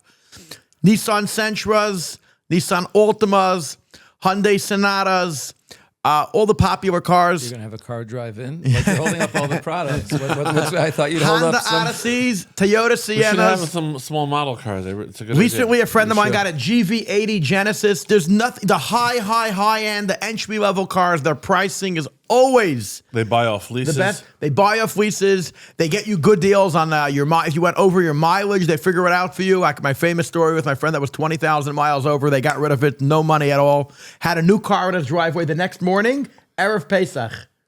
He was in Connecticut, by the way. They went to the dealership. They were there outside the dealership 8 a.m., drove it 2 hours to Connecticut, 10 o'clock. He had a fresh new car, took back his old car that was 20,000 miles over. How they got rid of the car, I don't know. Amazing. Call my friends, great pricing. We don't even talk about the pricing because no matter which car you want, they get you the best pricing. My friends at Wheels to Lease. Bellisimo Hatters. By the way, Lahavdil, all the football players, basketball players, everybody's into sports these days, all The get Giants their quarterback hats. was there. Giants quarterbacks. I don't know what that is. I'm more into living Torah and Chassidish stuff, but the Giants. For those that know, The Giants, they must be big Giants. The Anakim, the Giants, they all wear Last week's Bellisimo hats. I only wear Bellisimo hats. My son's Hanachas Tefillin hat, his bar mitzvah hat, my new hat, Rabbi Schmatkin's Rabbi hat. Schmatkin's hat, and kapata, and their kapatas are the finest, the greatest, the lightest, and they're also light on your wallet. The pricing is incredible. Our wonderful, powerful sponsor, PZ Deals. I mean, it's a walking advertisement. When I go to the gym, I still wear the cap. It's so comfortable, and I'm so proud to represent PZ Deals. We all know the Torah, Chas Rachmana Amamonim Sheisal. The Eibishter is so worried about Yiddish people's money because the money that you save, you could be donating to Gem. You could be sponsoring a project that's going to affect the next generation, our generation. So it's a mitzvah to buy from them. It's a mitzvah to buy and from to donate the the savings. and triple whatever you saved Yeah. to Gem to sponsor one of these projects because the more we have, the more we're able to publish. Go ahead. And Sorry. next week is Prime Day, Amazon. Next week is Amazon Prime Day. If you want to know what to buy on Prime Day and what's really not even such a good Prime deal, but a schwache deal, PZ Deals. PZ Deals makes it so simple. You download their app. It's free, obviously, on Apple, on Android, or you sign up on their website on PZ Deals to get their notifications. If you want to buy products and you're not verifying it on PZ Deals, you're just getting ripped off. Please save your family hard-earned money and shop through PZ Deals. Rabbi Schmatkin, we spoke so much about all the video. You're salvaging millions of photos, literally millions of photos. You're archiving them. You're preserving them. You're making face recognition technology that people could find them and change their lives when they find their moments with the Rebbe.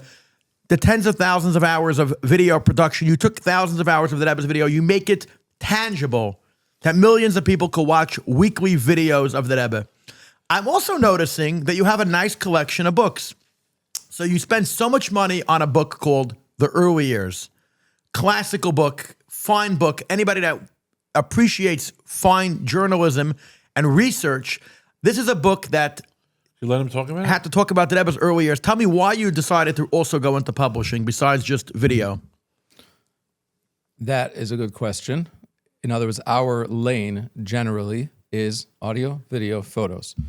When we do go into the book area, it's with a lot of thought and a lot of discussion. He we don't just schlep heavy boxes of books. He felt guilty that his friends and other publishing content, they're schlepping heavy stuff. He just sends emails of content that's flying. I have to tell you, and that's one thing I don't miss about being in the drink business is schlepping heavy drinks. I have to tell you, we wouldn't feel so bad if we had boxes of books to schlep because, since you brought it up, books are something physical that you can sell, both on the sponsorship side people like a dedication in the back of a physical book, and on the sales side. In video, because it's so much less tangible, even though the layers of difficulty and expense are, if I may say, I'm saying we've published some books, so we know, far, far, far more complex and expensive. It's harder for people to see. We're physical people, right? So it's harder for people to see the product. So both on the dedication side and on the sales side, you need to do more work to explain to people what the product is that they're buying and why it costs so much. So we'd be very happy to have skids full of books that are moving, etc. And we do the books, the few books that we publish. How many do you have? I'm going to say, gosh, my kids will jump, but I'll just say 7. Because you guys you're basically a content machine, right? You're an organization that creates content in whatever format. In general, we don't see our primary format as books. When it came to the interview area, where we saw that there was an opportunity and how we could extend the whole My Encounter project, which is an area that came from us realizing, as we're just a quick moment on how we got there, we were doing the preservation of the videos. After the video, audio, photos, huge project, multi-year, to restore, create a system and provide access to all the video, audio, photos. And then as we're doing this, we say, okay, there's a group of people publishing the Rebbe's Sichos. There's a group of people publishing the letters, the Hebrew and Yiddish letters. Actually, I believe that the English letters are about to start coming out today or tomorrow. Over, I think the number is somewhere about 15,000 English letters of the Rebbe are going to start now, 32 years after Gimel Tamuz, being published. Something I'm very much looking forward to seeing. Physical books from Kahas? In print. Kahas, Sichos, and English, I believe, a collaboration, if I understand correctly. Which, just think about that for a minute. Let's open this up for a minute.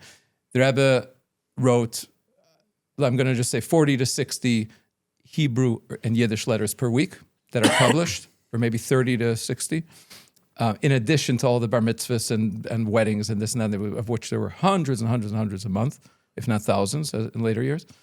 The Rebbe saw 50 to 80 or 90 or 100 people on an average night of Yechidus, and he would see people 3 nights a week.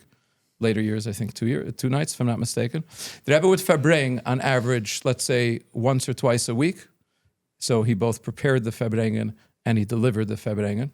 The Rebbe was available and answering questions from his organizations around the world and sending shluchim. Where did he find the time for this? And now we learn that we always knew that there were many English letters, but the exact quantity and the scope of it, that there, in addition, he wrote, I'm going to say an average of 20 to 30, or maybe somewhere around 30, I think, English letters per week as well. The amount of material the Rebbe left us, lifetimes of work just to unpack it all and to get it all published, let alone to curate it and share it in ways that are meaningful, both on the print side and on the video side, etc. It's mind-boggling. I'm saying if you just stop for a minute and think of the Rebbe's Avos Yisrael and the Rebbe's how much he devoted himself to all these people, the people he's writing letters to, the people he's seeing in Yechidus. How did he manage it? It's a superhuman level of effort. So think about the Rebbe's devotion to Klal Yisrael and to every single Yid, because most of that time was helping individuals with their issues. Anyway, so the audio, video, photos we were doing, there are other groups of people doing the publishing. But so much of how the Rebbe impacted the world was in people's hearts and minds, and they were taking it with them, right? There was no recording of that. Russian Jewry, the Rebbe's impact on Israel, shluchim in all these different areas, the Rebbe's responses to people's questions. In a very Yechidus, the Rebbe did so much of this in one-on-one conversations, and we realized that this is going away. This is in people's hearts and minds. They're taking it with them. So we started a whole project to capture these testimonies. We did not even realize at the time the real value of stories and how people connect to them and how in a way they're more impactful than the original recordings of the Rebbe in certain ways, right? And we just said we have to save these and make sure they're on the record. So that's how the My Encounter with the Rebbe project started. Today we have, I don't remember the exact number, but somewhere around 2,000 interviews ranging between, on average, 2 to 7 hours, over 25,000 pages of transcripts in all these different languages, and so much of what we know about the Rebbe's life and that is known on the street, even like that any child knows, comes from the My Encounter with the Rebbe project, which is now going for about 20 years. Anyway, so we realized that this needs to be extended into print as well. We actually approached Kahas in the beginning, and with our first book that we wanted to do, they said that they thought we should do it, and then from then the My Encounter projects, the My Encounter books we do. The early years, which you mentioned, I felt strongly that it kind of, based on how the Rebbe set up the way the publishing should be, and I study this and I'm into it. I felt that it should be a Kahas book, so we approached Kahas to publish it. And the reason was there was a lot of beautiful material that we accumulated for the My Encounter video series, the early years video series, and we saw that this needs to be extended into print as well. You can't go to that level of detail in a film, and we had accumulated so many documents, and together with Rebbe Baruch Oberlander, my co-author, we wrote a book, the early years. Really, there needs to be another 3 or 4 volumes till the Rebbe and the Rebbetzin get to the United States. It starts in 1902 with the Rebbe's birth. It goes to 1928 after the Rebbe and the Rebbetzins' wedding. We have, lots more research done. I'm not sure it's coming out so soon though, because our primary shlichus is video, and there's a lot that we want to do. The early years, that video, was that one of your first projects as a kid? That was the first My Encounter with the Rebbe release. In other words, we said, okay, we can go interview people, but I'm not sure, but when we interview with a purpose of releasing something, of producing something, it's a whole different energy, and you end up finding more names. So we say, let's go to the earliest period in the Rebbe and the Rebbetzins' life. Let's catch those people, while we can, so to speak. And we thought it would be one video, but it ended up being a series of 5 just from birth until coming to the United States. Do you have any team or people focus on relevance? One of Clappy's biggest hatzlachas today, he goes viral.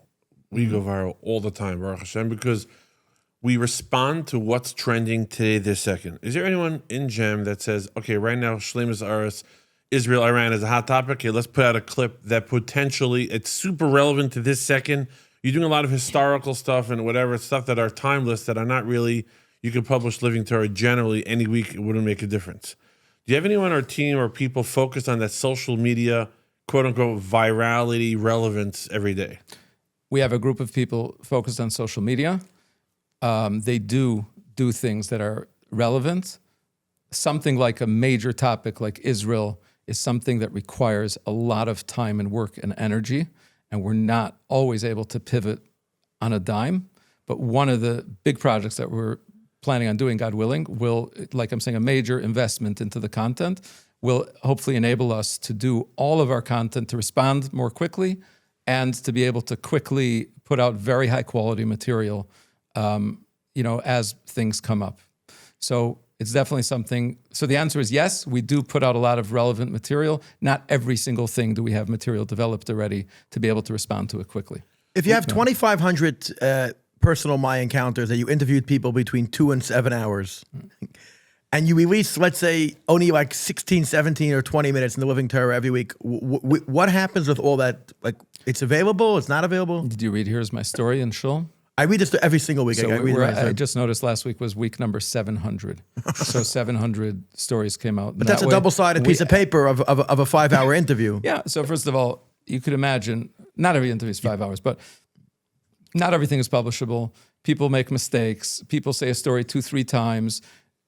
People's memories are fallible. It's a human. All of us, if you're trying to retell something that happened 30 years ago, I can't tell you how often people, conflate different conversations they had with the Rebbe and mix up and put them together because we have the dollars, videos, etc. So we do our best to make sure to vet the material and make sure what's going out is absolutely correct.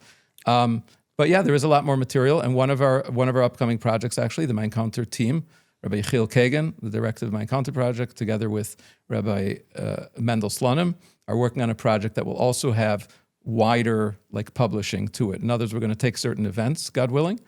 They're starting this right now, and focus on the events and go back to some of the people we might have interviewed, but with a specific, and say we're going to publish right when we get the material, longer pieces. But in general, we believe that, exactly as you said, that we should also be pushing some bigger raw clips. We're trying to hit a lot of, everybody has their relationship with the Rebbe and the way that they need the material, and we're trying to hit as many of the audiences, as many of the ways, as much of the material as possible. Talking about complaints, and I'm reluctant to say it, but maybe, I don't know, it's an interview, nothing was planned.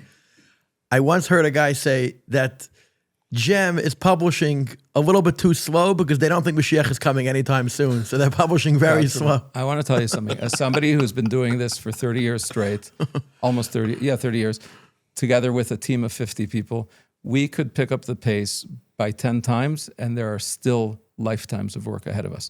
The Rebbe left that much to unpack. I just told you about entire new audiences that we deeply believe we need to reach. We need to reach all of Klal Yisrael. We need to reach humanity as a whole. We deeply believe, we know that when we do things well, the material does reach much further. We have to develop those skills and bring the Rebbe to much, much wider audiences in many, many different types of ways. So don't worry, we're not publishing. So I mean, listen, just look at what we're putting out every single day. The amount of different materials on different platforms every single day and every single week.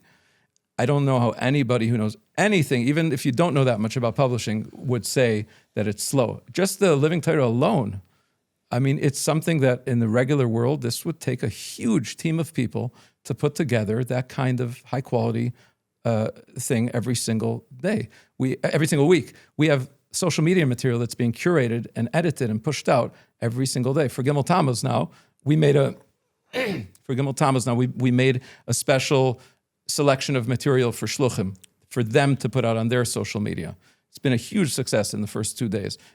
Small videos, photos, captions, texts about the Rebbe to allow shluchim to, nice material for them to put out. Somebody went and selected that and subtitled it and created it. And the same thing is going on in area after area. Good Night, My Child. It's something, I don't know if you're familiar with it, but every single night from 5 o'clock p.m. to 10 o'clock p.m. on the front page of gem.tv, there's a clip for young children.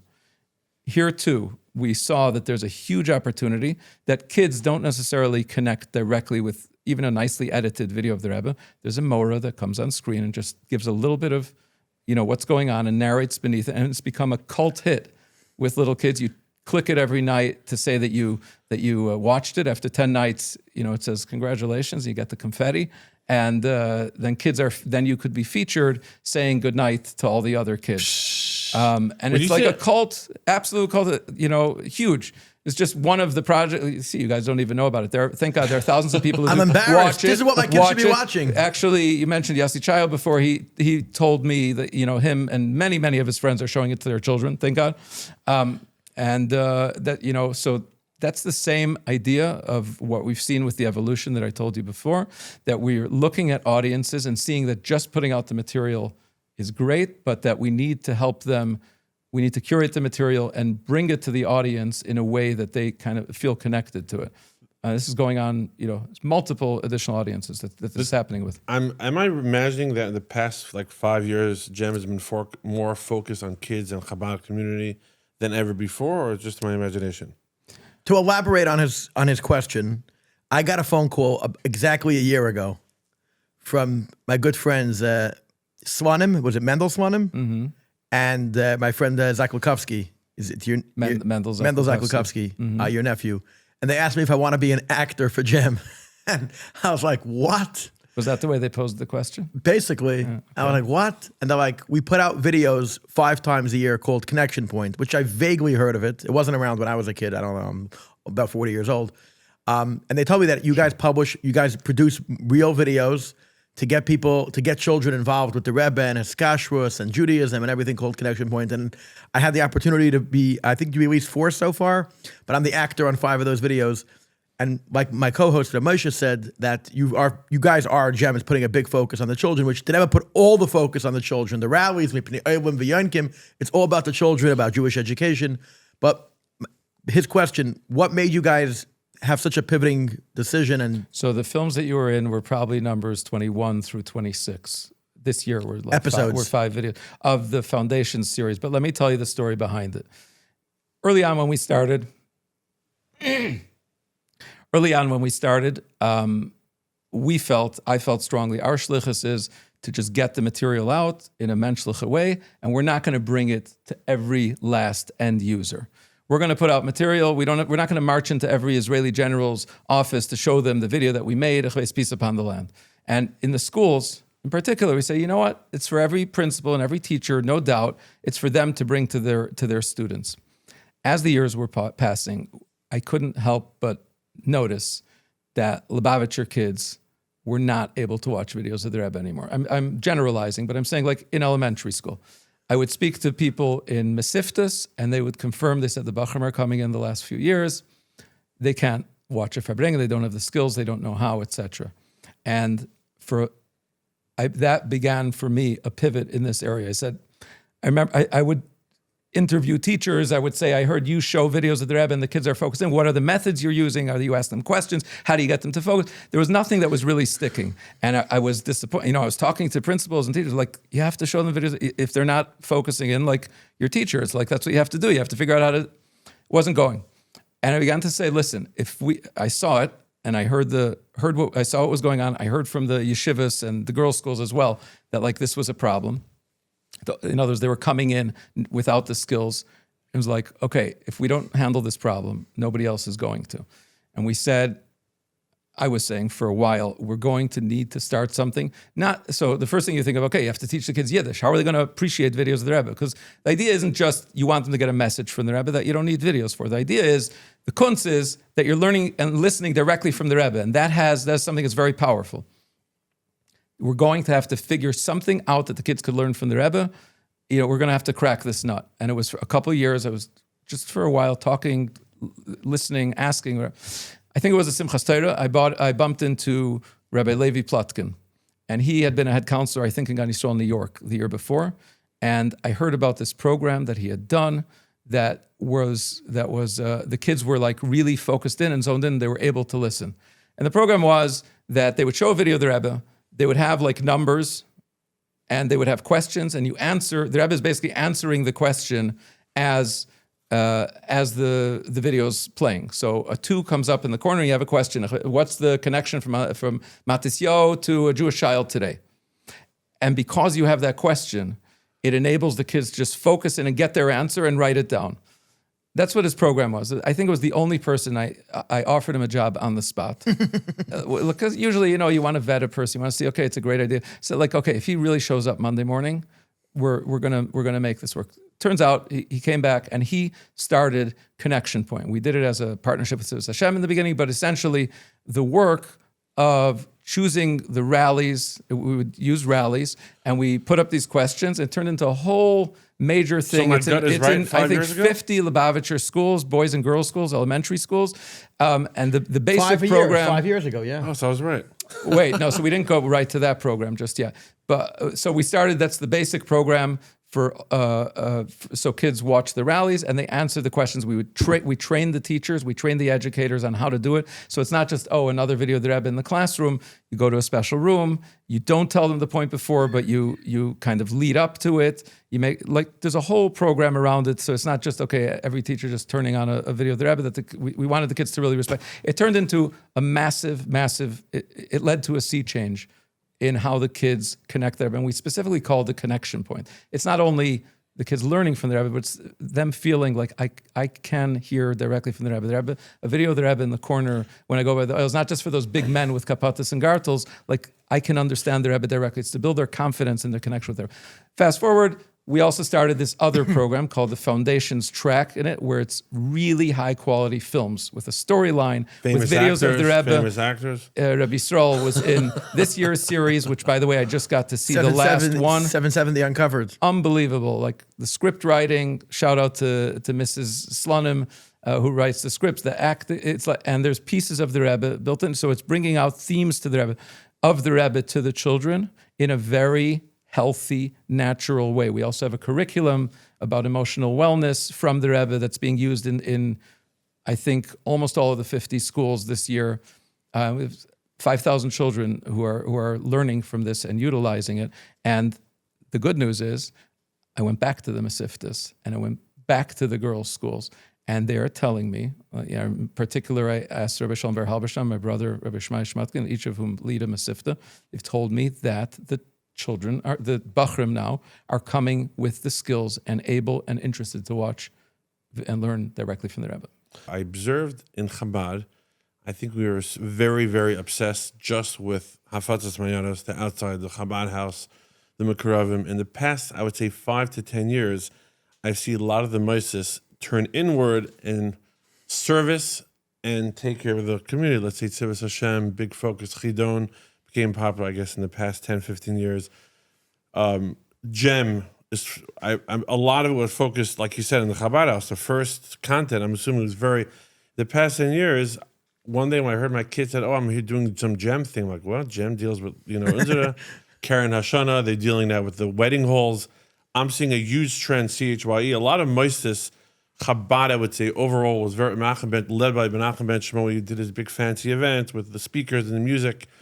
I'm observing a trend in the past 5, 10 years. A lot of Chabad Moistus are, I guess, paying more attention to the Anash of Crown Heights. And I see a lot of Shluchim, a lot of new... Well, not only Crown Heights, the Anash communities around the whole world. A lot of Anash communities used to be only Chabad houses, and people have rules. You can't come to a Chabad house unless you're fry. And, Litvaks love saying if you go to a Chabad house and you look for them, they don't want to talk to you.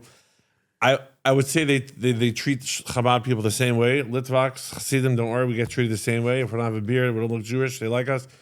But it seems that and a lot of shluchims, Chabad houses became now Anash communities in Florida, in California. A lot of these Chabad houses. So it seems like a trend. Like maybe we also have to take care of ourselves. Am I observing correctly, or am I totally off? So I was telling you the Gem experience. I'm sure each Moised has their own path. Each organization has their own path to how they get there.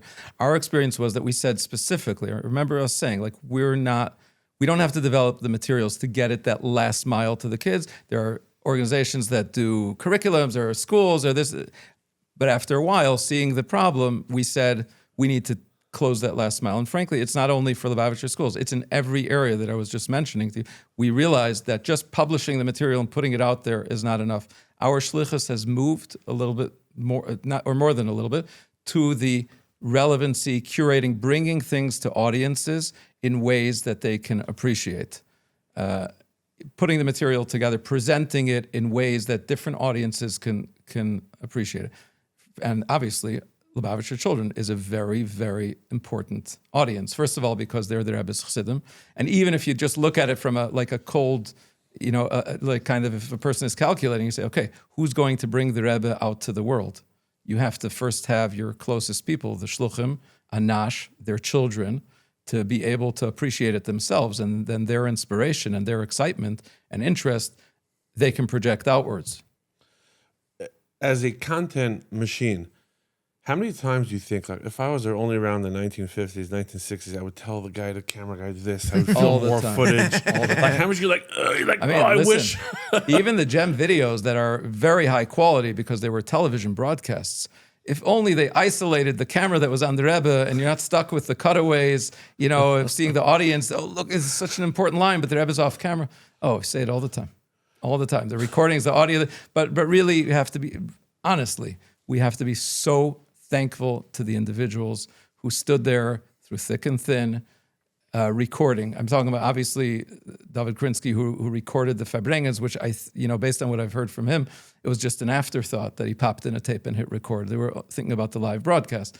And Rabbi Krinsky Sr., who recorded Fabrengens and the Lames, and Chaim Baruch Halberstam, and Shalom Eber, who ran WLCC, and Shalom Goldstein, all the, Yassel Goldstein, I'm going to miss out names, all the photographers.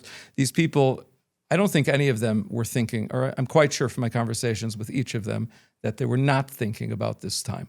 But the amount that there is, and the quality that there is, and the scope and breadth of what there is, we should be thankful. Clearly it's part of Hashem's plan. So while we can kvetch over what's not on tape, and believe me, I do it, let's think about how much is, and there's still so much that can be unpacked and utilized and brought, to ourselves and to greater, further audiences. Can we talk about the museum project? Yes. I live around the corner of this empty land, so I think about you every day, Elkanah. I think, can I park there? Can I not park there? So I remember about 10 years ago. Then I see the guy who bought houses next door. I was getting nervous already. When you didn't buy that last house, I was like, oh no. Yeah, listen, it wasn't a fair price, and it wasn't, and there's limitations. I felt there's a momentum. We have to Okay, so tell us about the vision. It sounds crazy to have a museum right across from 7. It's like, wow. yeah, I'm eager to speak about what we're doing now and what people could sponsor and fund now, but I'm also excited to speak about a big picture vision. This is not, By the way, at present, it's not planned for I tell tomorrow Moshe morning. all the time, and it's not because I read about it in the New York Post.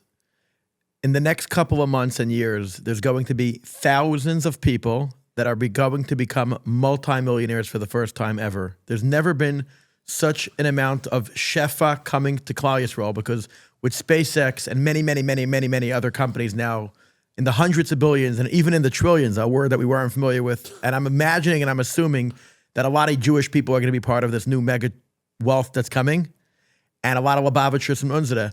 So I want to say that everything in my life that I ever wanted to do, just by believing in it or having people that believed in it, it could all happen. They say, dream for the moon because at least you'll land in the stars. I think that with the new wealth coming and we want to preserve the Rebbe's legacy and live with the Rebbe, Let's do it. you should announce everything. And all we need is one guy that made $35 million in SpaceX to call you up and say, across the street from 770, you want to build the Rebbe's presidential library. It's $10 million. Where do I wire the money? Let's think huge. Rebbe Yisrael, just one thing before, $10 million ain't going to cut it. I want to say something else. Torah is upset at me. They said that 3 times in the last few weeks I mentioned things that they spoke to me about or dinners that they invited me to, and I stopped short of mentioning their name. So I want to say Torah saw a huge piece of land on Bedford and Eastern Parkway. We looked at that. They told me. We looked at that. They building. told me. I'll tell you exactly the story behind that for us. 55 or 60, Yeshua was like 55 or 60,000 legal square feet that they could build now. They bought the land for close to $20 million. They're going to probably have to put in another $10, $20 million. And they're thinking huge. You think huge. You said you spent over $60 million already to date. You said your budget's over $5 million a year.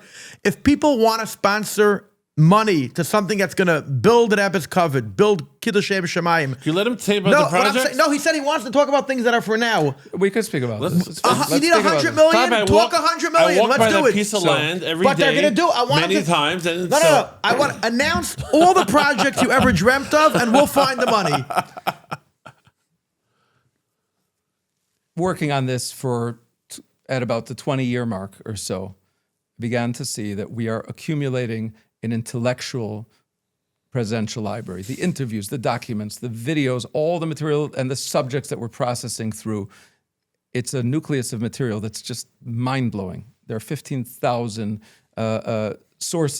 topic connections just to our videos that are online. How much time and effort has been put into kind of processing the story of the Rebbe's life and the Rebbe's teachings and the Rebbe's messages. But it became clear to me that a physical space, we're in a physical world. People honor and respect and something that's physical. Lahavdil, the presidents, each have a presidential library. And some of them are just stunning and mind-blowing. And you're enveloped in this person's life, lahavdil. The Rebbe has so much more material than the presidents, which makes the job so much more challenging, right? Because there's so much material to bring out. But I said, okay, we need to have a physical space where people could come.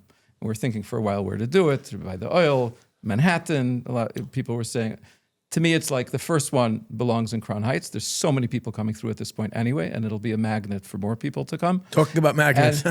Magnet in a good, that's what it's called when you have like a big project that people come to. And then eventually you could make other ones, you can make on every continent and every country and every state eventually. The hard part is developing the material. The real estate side of it is relatively the easy part. It's like developing the intellectual, the exhibits, the experience. Anyway, so thank God. So we said, okay, the place that we want to do it is right across the street from 770 on that block, Kingston between Eastern Parkway and Lincoln Place. And we persuaded a few donors who got into it, and we ended up purchasing 3 buildings on that block, the goal being to buy the whole block. It was a little reckless, but it was like, okay, we're going to buy them because they're available, and hopefully we'll be able to convince the others to sell. You know, Kahas has the frontage on Eastern Parkway, who says they're going to want to move, but the Balabatim and we decided it was a good enough, chance to go do it. As it turns out, half of the block is So we own 3 properties. 2 of them are now, we had to tear them down because when we bought them, they were in bad shape and they became dangerous, and the city instructed us to take them down, just fine because nothing was happening with them. And then the corner is a school building. It's being rented at present by Yelad Vialda. Through the course of this, of owning the properties in the last few years, it became clear that the part that is landmarked from the middle of the block in the direction away from Eastern Parkway, that whole area going down blocks and blocks is landmarked, which means you can't, like, it's a really, really big deal to do anything with those buildings. And, I know that there are different people who have connections with City Hall. Moshe, we have connections now. We have Albany. But landmarks is an island of impossible, really difficult people. And we had to have some interactions when we tore down that building. And I said 2 things. First of all, it turns out that not everybody is so eager to sell. What does landmarks mean? That you can't do anything? You can't do anything to the outside of the building, and even to the inside or the back or whatever. You need. It's empty land now. So how you build is a landmark? So those 2 properties, one is landmark. The line is drawn right between those 2 properties that are adjacent to one. One is landmark, one isn't. So on one property, you can do whatever you want as long as it's within the the envelope of what's allowed. The landmark one has to be put back exactly the way it was, with the facade exactly the way it was. You can't go higher, can't go, the facade needs to look the same, and they're very difficult to do. So although in general, like if you had a bunch of properties that are touching one another, adjacent, you could build a nice big project. Could you de-landmark something? You could do anything, I guess, but it's really, really difficult. So, but I just want to say, so we said, okay, that's not the only place. We can go somewhere else, not the end of the world. This was right before October 7th that we looked at that building. On Simchas Torah, it was a very big decision. I said, we need to be publishing. This is the time that the world is ready to listen to what the Rebbe has to say about Israel's security and its life and death. It's not just they're ready to listen, it's really going to make a difference. And frankly, I just want to say it has made a huge difference. You can sit on a day like today and say, oh, such a failure. We know of many pivotal decisions that were made based on the videos that we published. Anyway, but we basically said we're putting this on a shelf, this project, we're putting it on pause, and we're going to focus on this. Recently, we decided we have to step away from the Enduring Peace project, at least for a while, because it is kind of just putting a major weight on all of GEM. It requires very tremendous high-level resources that we can't be working on other things at the same time. But we basically put this whole presidential library business on pause. We're doing some other things probably for the next couple of years. But yeah, it could be, such a project requires a lot of fundraising, a lot of time, a lot of strategy. I'll tell you, thank God you mentioned, they have a group of people, a team of people, a board. By the way, I should say, I have boys in Ola Torah. Ola Torah at this point is a really strong, solid institution with great people. But one part to me that's clear when I look over at them, and I'm friendly with many people on the board and their supporters, the board of directors, the fact that you have people running the school, and then you have a different people as a board of directors who deal with major personnel issues, who deal with strategy, who deal with properties, who deal with managing the finances and all these types of things, allows the people in the Mossad to strive for excellence and to achieve excellence and because they're focusing inward. So anyway, we don't yet have an involved board from the outside. So obviously, yeah, if somebody writes out a huge check, we'll go and we'll write out a check and purchase a property. It's not just a property, though. It's property. There's, like I said, there's all the work that's behind it. As I see it, when you open such a building, I think that the project would cost $50 million to start. 50. Yeah, we have already, just so you know, I have drawings to show how we would fill up that whole block across from 770, just as an example. So you're up for a land swap, those 2 properties and the corner for a we potential need to museum. buy much more. But then just to get the right, putting it out there, people should know. Just so you understand, I think that you can't open such a building without a $50 million endowment as well. The minute you open the doors on a project, it's a lot less exciting. You cover the insurance and the utilities and the salaries and this and that. Before you start is when people are excited and interested. And I do not want to open something which has the Rebbe, which is about the Rebbe, and then not be able to maintain it at the highest level and keep going. So the way that we would do it, because the Rebbe's life is so big, is basically. So how many square feet do you need buildable? The vision, 150,000. We're thinking. Gotcha. 150,000 square feet. Floors of changing exhibits. In other words, every 18 months, each exhibit changes, and you shuffle them by 6 months. Okay, and then those exhibits can go to, it can go elsewhere, it could be translated, whatever. Because there's based on my experience, there's no way you can make a permanent exhibit on the Rebbe. You could take topics. You could do a topic. And you have the content machine anyway in-house, so... No, you'd need to, yes, we would be able to build a lot. We couldn't do this 20 years ago before we've developed so much content, but still, you need real, serious expertise in exhibit building. You still plan on doing Crown Heights? That's the plan today. Like I said, it's been put on pause. You looked at the Bedford and Eastern Parkway. We looked at that building. If I recall correctly, it was right before October 7th. And then I'm not saying we had the money together to do it, but we were looking. The real estate people know that we're interested and we're looking around. You could have sold those on that block, no? Yeah, but you can't do such things in your sleep. You need to. It takes time and energy. I thought, but also that wouldn't cover that No, building. down And also, payment. you buy a building, you have to build on it. You have to. I'm saying it's a Oh, so you want to do ground up. undertaking. You're not rehabbing someplace. Okay, even if you rehab it, you need to be able to. And the building is the smallest part of it in a way. It's not small. You need So a you're worried location, about the maintenance. but the exhibits, the content. You need to build a content machine that's going to. I remember when the Jewish Children's Museum was spinning up, how long and how much energy and time and money they spent on the content. This, I think, would be many times more than that. You're trying to reach wide audiences and interest them on different topics of their Rebbe's life, and then keep doing it. I think it's going to be amazing. I'm serious. I think it'll be fascinating.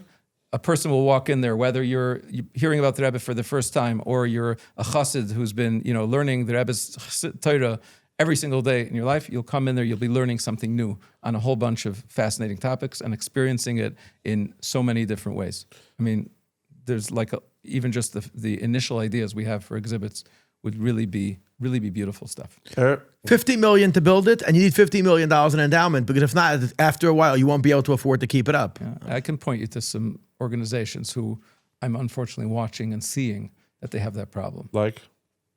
I said I could point you to them. I Wow. don't want to. Off No, camera. I'm saying, listen, support all good Jewish organizations that are trying to, make ends meet on a regular basis. Okay, how does someone get the Rebbe's real life opinion today, post Gimel Tamuz, Erev Gimel Tamuz? How do you suggest people approach life? Depends what type of person you are. In other words, if you could read a sikha in Hebrew or in Yiddish, you could do that, and you should do that. If you could read the Rebbe's letters, I still think that the Rebbe's letters are an unmined treasure. I'm talking in Hebrew and Yiddish and then English as well. The Rebbe responds to so many things so directly. It's fascinating. It's brilliant. Everybody should be reading them. That's another way. And of course, you have a huge collection of videos that have been produced.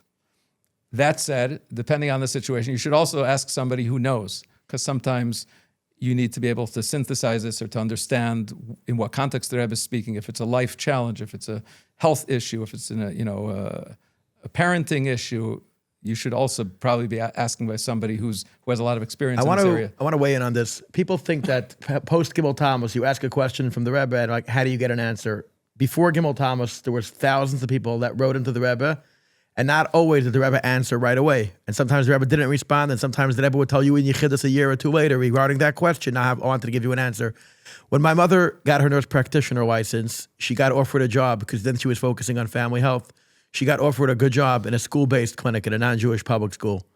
And she was tormented because she was always involved in Bika Chaylim, and now her first good-paying job is going to be in a non-Jewish public school. So they decided they're going to go to the aisle.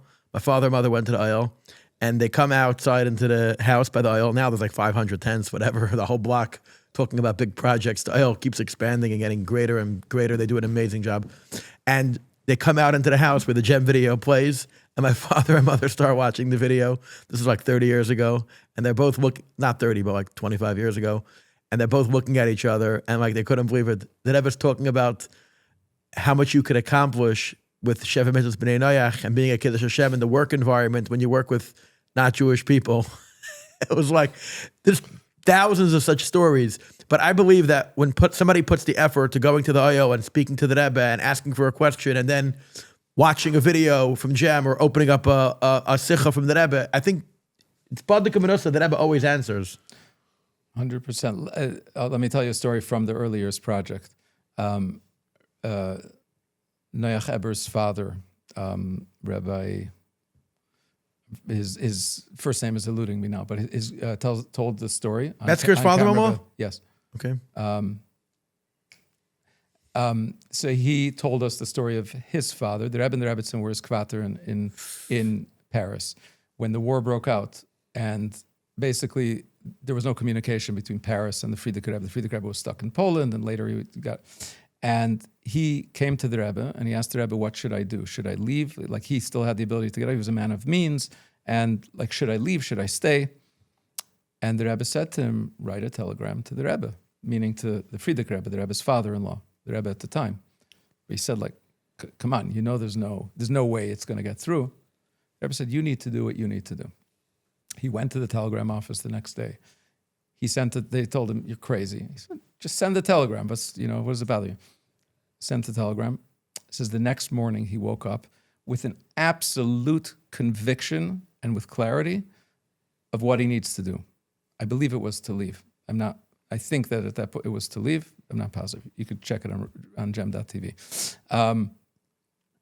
And basically the Rebbe said to him, "Your job is to write. The Rebbe will find a way to respond."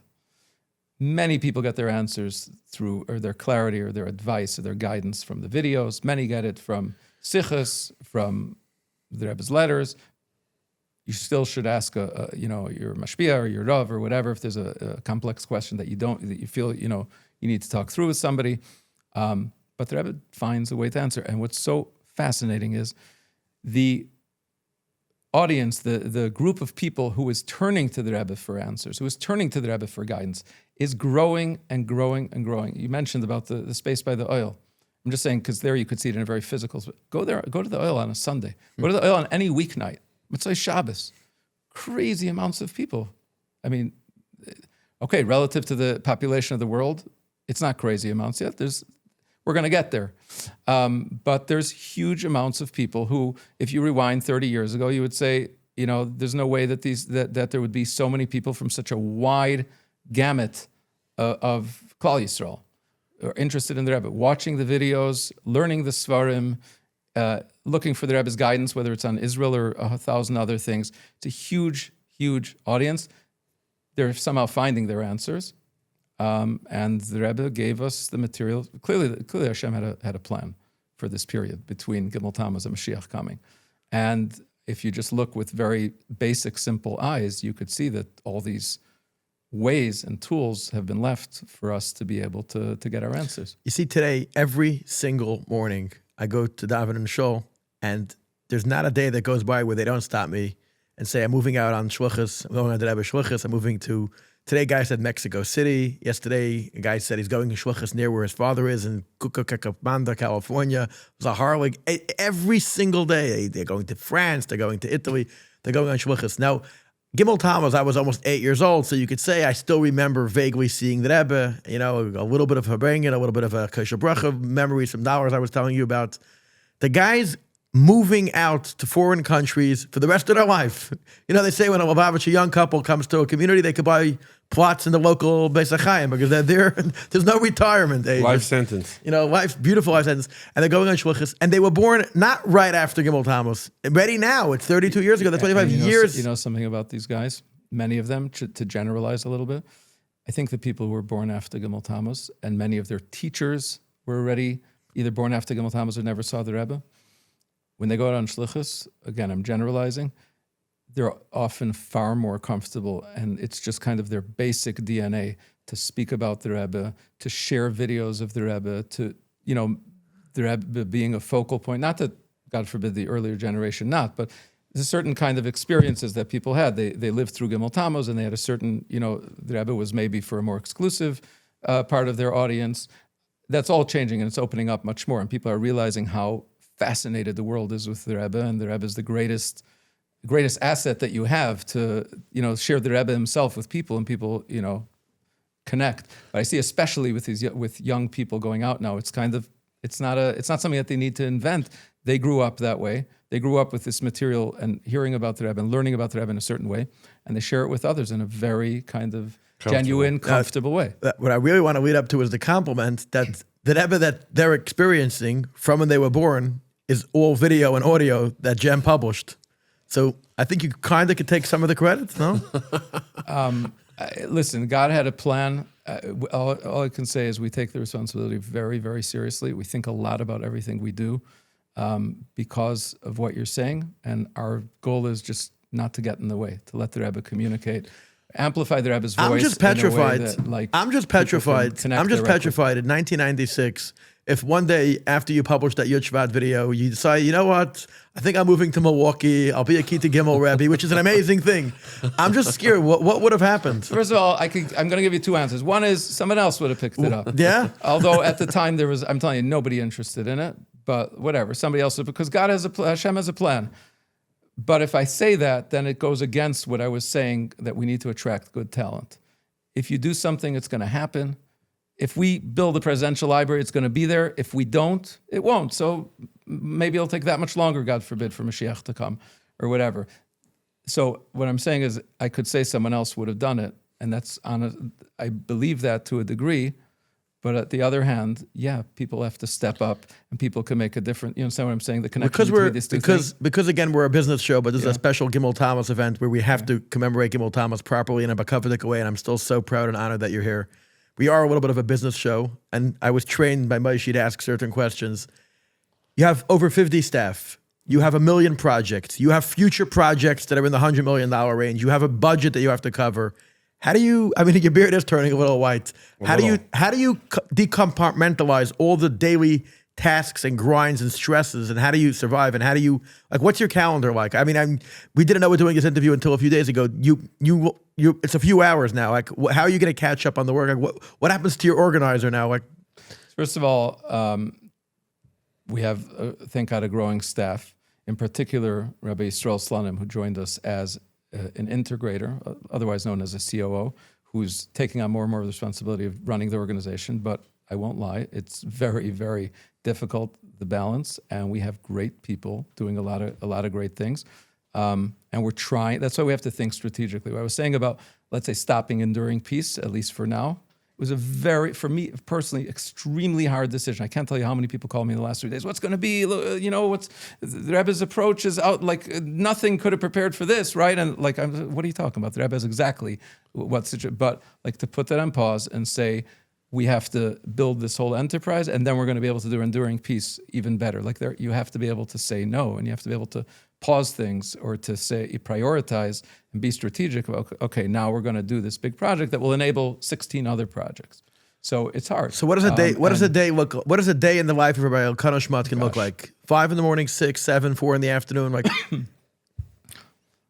every day is different, but. You get up in the morning. What do you mean? Your trending habits of how you manage your enterprise. I'm saying. By the way, how many this hours? is one of the chapters in my book. One of the many books that are composed like are being written in my head. The Rebbe as CEO, how the Rebbe managed his time. I've done actually a number of interviews specific on this, but we'll get there. Ritz Hashem. So. Nothing to write on. Like, you want to see my calendar? No, a guy 2 weeks ago, he said he has 2 cups of coffee at 5 a.m. Then he sends all his emails that are going to strategize his day. Tries to go to New Jersey 1 day a week because that's where all the money is. I'm saying. Okay, so if you're asking it in that way, I would say to the extent that a person is disciplined, they're able to achieve an incredible amount, respond to an incredible amount of people, give guidance to team members and staff and content people, strategize, fundraise, do all that kind of thing. And to the extent that a person is whatever, I'll just see, or I'm overwhelmed, or whatever, then what percentage of your time you don't achieve. What percentage of your time is fundraising? Very, very small, tiny. Really? 10%? Less. Less than 10%. Last couple months for sure. Yeah. And your budget's $8 million a year. 5 million. 5 million. Rabbi Yechiel Kagan raises a nice chunk of the money, but really it's people. Thank God, people care, and people really believe deeply in what we're doing. The amount that I fundraise just illustrates that. If we manage to fundraise that amount of money in that little time, it tells you that if we have some exciting projects, and if we set Gem up properly, the sky is the limit. People love the Rebbe, people love what we're doing, and when you get in front of people, they give. So, going back to kind of saying no, strategy or whatever. If God willing, we're going to set ourselves up in a way where we can then grow everything, scale it. Do you by recommend 1,000 times. Speaking of fundraising, do you recommend dinners for charities or no? Every dinner is unique. You know, a shliach who's doing a dinner for people who walk their children into their preschool every morning is one type of thing. You know, central organization like GEM, if you call it central, I'm saying has a unique relationship with our donors that we've done a few dinners and they've been very successful, thank God. But I would say a conventional dinner is not necessarily the same decision. Maybe we should be doing a different type of event that features video where we're giving them something really special, an experience, or showing them some of these upcoming projects that we're talking about, or giving reports. So every organization is unique. You know, in New York City, for an organization to do a dinner, you have to have very, very close personal relationships and maybe people who are honorees who would bring their people. So each organization is different. If you're a shul with a really close-knit group of people, you know, maybe for your shul it's going to work. Like What about crowdfunding fundraising? Do you believe in that? What's your opinion? My experience, so we did the first $1 million crowdfunding campaign, Lubavitch. Like the next closest one when we did it was, I think, $200,000 or $300,000. We did a huge charity campaign, like right when this whole thing was spinning up. And Baruch Hashem, one day we got it done. The next one was a little more difficult. I began to see what I think is a trend, and I'm just telling you what I am observing, I think. Same idea. For a shliach who has personal relationships with people, if it's going to work, go for it. I began to see that kind of just the big gem, $1 million, not necessarily. I think what we need to be doing is specific campaigns for specific projects. Let's say Goodnight My Child has a cult following.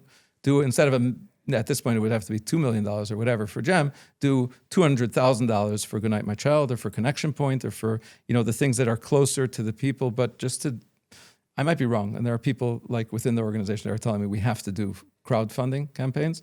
I think I've seen some comparable organizations, and every organization is different, but some comparable organizations struggle with, it's okay to struggle. That's the whole point of these things. They push you past your comfort, out of your comfort zone.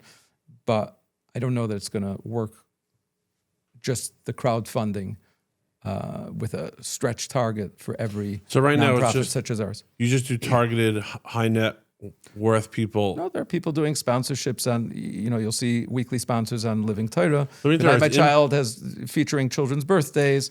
Living Torah, do you have to call people to sponsor, or are they just call you? That's still pretty one-on-one. It's email. Mostly it's people who have been doing in the past. So that's mostly inbound? Because we sell ads, so we always wonder how many people get inbound versus outbound it's sales. Usually, you sponsored last week, you have last year, you have yard site. Oh, so you do have to do an outbound call. We do, but it's usually rekindling the relationship. Yeah. You sponsored your father's birthday last year. Do you want to sponsor it again so this year? at one point someone did outbound, or was always inbound? No, there is still some outbound. You're going to have a gap here or there. Not necessarily am I doing it. Rebbe Kagan does it. Sometimes I'll do it if I know that person. If someone wants to sponsor Living Torah Week, what's the ballpark number? $3,600. $3,600. There's 2 sponsorships. 2 sponsors available every week on Living Torah. Yeah. And it gets approximately 10,000 views? No, much more than that. 20,000? Multiple. By the way, each location has it comes out in English, Hebrew, French, Spanish, Russian. Can you give approximate? Sure. Our numbers are somewhere between 150 and 200 weekly. On an average week. Yeah, 100,000. Yeah. Across the world. Yeah. Wow. We have to build that. Talk about I'm a living example of it. We have more people watching it. I think families have to subscribe to GEM. It's a few dollars a month. I think the cheapest subscription is $5 a month. Yeah, for that week's Living Torah. You can watch the Living Torah, and there's a few other videos available for $5 a week. And the most important thing is to watch it with your entire family. I know some people on my show, they leave. I would rather them stay. But if you're going to leave shul right after Havdalah, before Havdalah, whatever, after Ma'ariv, because you're going to watch it on a large screen, on a large Rebbe machine, the screen, you're going to watch it with your entire family. But I always tell people, I'm not coming home from shul right away because it changes your entire week. Your family doesn't see it? I'm saying I have to play it in shul. I have to play it in shul. Okay, but what about your family? I'm talking to myself. When people mashpia, I'm speaking. If I bring it, they're talking about themselves. This is one of my. It's beautiful that it turned into this thing around the world that it's watched in shuls. But when we launched it, we were really hoping that families were like, what's with the women and the children? Let's talk about that right now.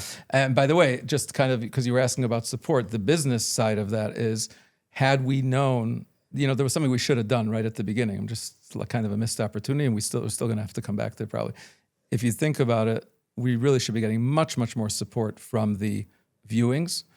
In the world, a public viewing charges 3, 4, 5, depending on the size of the audience, many times more. If you Hundreds buy of times PBS more. video for a library or for an institution, it's $150. The same thing was $25 on. So we were thinking of it as things for families. It turned into something for shuls, but we never had kind of a different tier for that. Anyway, it's something we have to get back to. You know what the problem is? But because we trained people in a certain way, it's So, hard, it's hard to change that. let me finish the Once point. they get home, they have their smartphone. Right. So you don't have competition. Right after shul, there's no. No, but come on, the smartphones. families have It's to the see Rebbe this. and no competition. It's a I family understand. moment. Let your children know that if it's Motzei Shabbos or some other time, Motzei Shabbos is usually a really good time. But No, if my it's not- personal thing, Watch it 17 with your years of family. starting my week, 17 years of starting my week, that the second it's officially, you could now do Uvden Dechel, now you could, whatever, you could use a microwave and a toaster, but you start the week with 15 to 25 minutes of the Rebbe, and it's usually a topic that's going to blow your mind and fascinate you, and there's going to be stories and interactions. Whoever is not watching the Living Torah every week until now, you're doing an injustice to yourself, to your spouse, to your children, to your grandchildren. I'll tell you a crazy story. The one Shabbos of my life I spent in Mountain Lodge.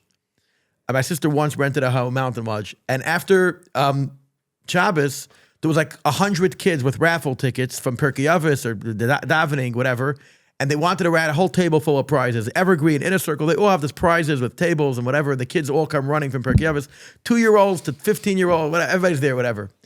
And this curtain is already down, the daylight, the screen, and the projector set up. And the kids are all screaming, raffles, raffles, raffles. And then a few Chassidish guys are like, the Living Torah, the Rebbe video, whatever. And I'm like 27 years old, it was a while ago. And I'm watching it, whatever. And Goldstein, he's married to a Duchman. What's his name? He used to have how he involved in House of Glad. What's his name? From a Chassidish guy. Is he Yisrael? Yeah, Yisrael Goldstein, whatever. He screams, vermachte worden de lights. He says, die Kinder von noch Gimel Tamuz, zij darfen zijn dem Rebbe. He fought tooth and nail. The kids have to all stay for the video, and then they'll make the raffle. So I have to say something. First of all, 100% right. You're depriving your children if you don't do it. But two things. First of all, my suggestion is do it immediately after Havdalah, because each child, you start warming up the Malav Malka to feed the kids and go to bed and whatever. Like, make it a thing to be immediately after going. And second of all, don't expect that the kids will automatically be fascinated by it. You're going to have to give them some context. You're going to have to build their geschmack for it.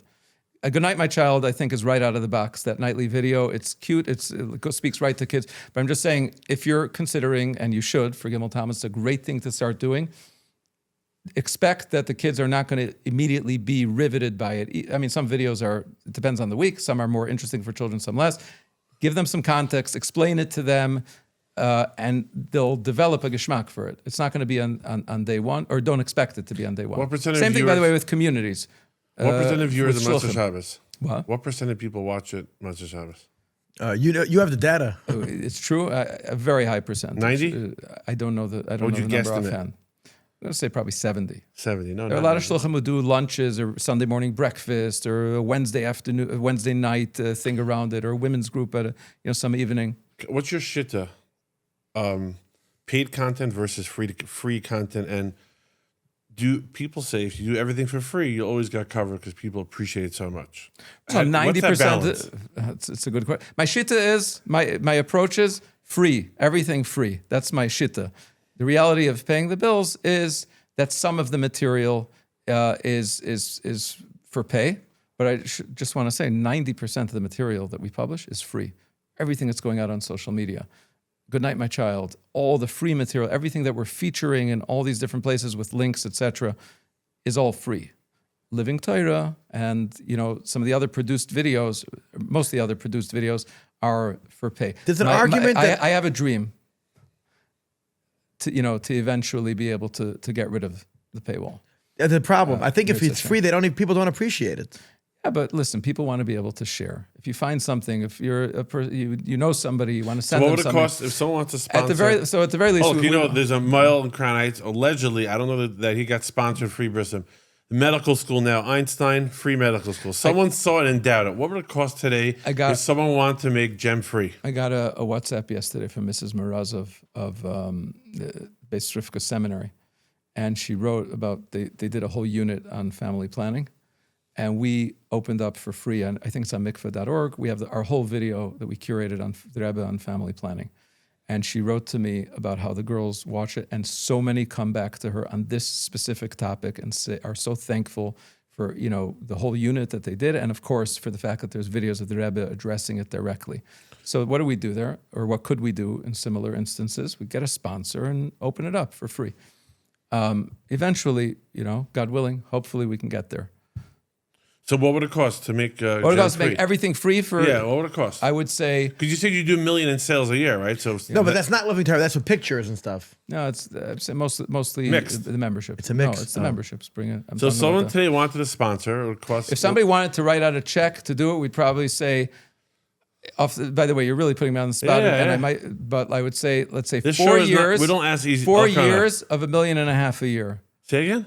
That's what I would. 4 year minimum for $1.5 million a year, $6 million. And then eventually, by then, hopefully our anash shluchim, people who enjoy it, will, up their support by that amount. And because you're walking away from predictable income. You have payroll to make. Right. I'm telling you, there are weeks that we borrow for payroll. Right. So to walk away from $1 million is a challenge. If you're backstopped on it, then you give yourself a couple for years to build $6 million, you can make the entire Gem archive free. That's off the top of my head. Around over 4 years. A 4 year commitment, $1.5 million a year. $1.5 million a year. Yes, that's $6 million. No, because by the way, probably some of the people in Gem are absolutely going to kill me. Like I'm sitting here and throwing stuff. Saying, "What did you do? We're trying to. Part of our job is to sell memberships or to bring in some money for toward the operation." So I might be back here, without a job. A friend of mine told me, yeah, Moshe, good causes always get funded. Soup kitchens never close down. What do you think about that? What do you think about that? First of all, we do get funded, thank God. To a large degree, we do get funded. I mean, there was never an expectation. It costs, Sichas in English, all these people who do all this phenomenal work. I know nobody expects them to hand away their books for free. We would like to do it, but we're just not there yet. In other words, many of them, I don't know their numbers exactly, but many of them, 50, 60, 70% of their budget is covered by sales. Vadanach Splahak. Again, I don't know the exact numbers, but they're selling product. By us, it's 20%. And, listen, we hope to be able to do it. But I'm just saying, the fact that we bring in $1 million a year in sales, and, we'd love to drop it so that everything is available, but I don't know that should be the base expectation until we have that replaced. So you're in the content game, right? Mm-hmm. When someone opens up their smartphone, Chas v'shalom, if they have a smartphone, they don't have a filter. Kosher smartphone. You're competing with. By the way, we're on all the social media platforms, And I'm saying, in a big way. Huge amount of views that are going on. Religious content, it's not. You're in a. No one's saying I need to go now watch him, right? For sure. They rather watch. Unfortunately, that's part of our challenge. We people recognize that. rather watch Clappy and Frank than a lot of spiritual content. I would hope not. I'm just saying. Please never watch my show in place of watching Living Torah. So then, on top of they have a paywall, you're up against literally a wall. No pun intended. It's not. You don't have to be a rocket scientist to see this. Obviously, it would be great if everything would be free, and it's actually, you heard it here first, an aspiration of mine for a long time, and I think it can happen sooner or later. Somebody mentioned to me a couple of weeks ago, he said, how do I get my kids, to want to watch videos of the Rebbe instead of, Tovito or whatever? As I said, first of all, it's not a question only for kids, it's a question for adults too. The video of the Rebbe competing with whatever it is, fill in the blank, you shouldn't necessarily expect that your child will want to do that on their own. That's something that you have to build, just like we have to build our own connections with the Rebbe and to psych ourselves up or to recognize how special and unique it is that we can hear directly from the Rebbe and kind of make that space. We have to teach our children to do the same. I'm mentioning this you're talking about the competing content. That said, about the free versus paid, yeah, 100%. Wouldn't it be wonderful if we didn't need to charge for it? No, you're selling something very difficult and you have a paywall versus free content. Arguably, according to the data, is a lot more interesting than you. Let's talk to the audience. Say if there are others who hold like Moshe, and there should be others who hold this way because you're not wrong. Step up and let's do it. I didn't come here expecting to say this, but I'm just saying, for that's sure. That's why I'm opening up the conversation because I know the realities, Baruch Hashem, we do really well on social media. So we know the realities intuitively of what sells, what doesn't sell. We're not talking out of a seller. We're talking from real live data. There's also a lot of good stuff coming, Emir Hashem, in making the content more interesting, more engaging, the topic, easier experience on the user end than Gem.tv is at present. A lot of good stuff coming, God willing. That'll also make it more. People that are watching for the first time and hearing about Gem. So there's the weekly videos that come out, the Living Torah. There's videos that are done specific towards the 12 Psukim, towards Peace Upon the Land, Tishrei with the Rebbe. Then you have all the video archives, fake recognition. They can get millions of different pictures of the Rebbe and Chassidic Farbrengens. Then you have Connection Point, where videos that I made multiple times a year on different topics of Chassidishkeit and being connected to the Rebbe and Right now, those are only in the schools, yeah. They're just in schools? Just for now, yeah. Okay. And then you said there's Good Night. Good Night, My Child. Good Night, My Child. That's free. That's free. It's all free, yeah. Free. Yeah. Then you do publish some books, like the stories of the Rebbe and the early years. And there's a constant flow of material on social media. We have WhatsApp groups with tens of thousands of people in numerous languages. And those, by the way, are the ones that we can't track, but we know that those are being shared throughout the Jewish world, like very, very far. And on all social media platforms, Jewish media. And by the way, in multiple languages. We have, I think, somewhere in the 17 or 18 social media platforms that we're on between the different languages. I know one of these children Rebbe video stuff. I'm surprised they didn't get sued by Gem yet to shut down. But they started off another Meisid. I don't know. By the way, each of these people running these things, I just want to tell you. But they started off with a free model, and now they turned into pay model. So I'm just telling you. I just want to tell you. And I'm impressed you didn't shut them down, Elkan. I just want to publicly compliment you. Hopefully we won't have to. But I just want to tell you, since you're going there, a number of these different, let's say, violators of copyright or whatever, right? They're doing good. Part of what, you don't want to shut down something that in India you believe in. So I want to tell you that whoever, we're going to stay away from names, I invited each of these people in and I said, you're doing good stuff. You can go so much further. Why not work with us in a very nice, pleasant way, etc. And my hope is that something like that can happen without having to, you never want to be that guy to do it. But as I mentioned earlier, we are going to sooner or later have to, we've already been protecting the ownership of the material.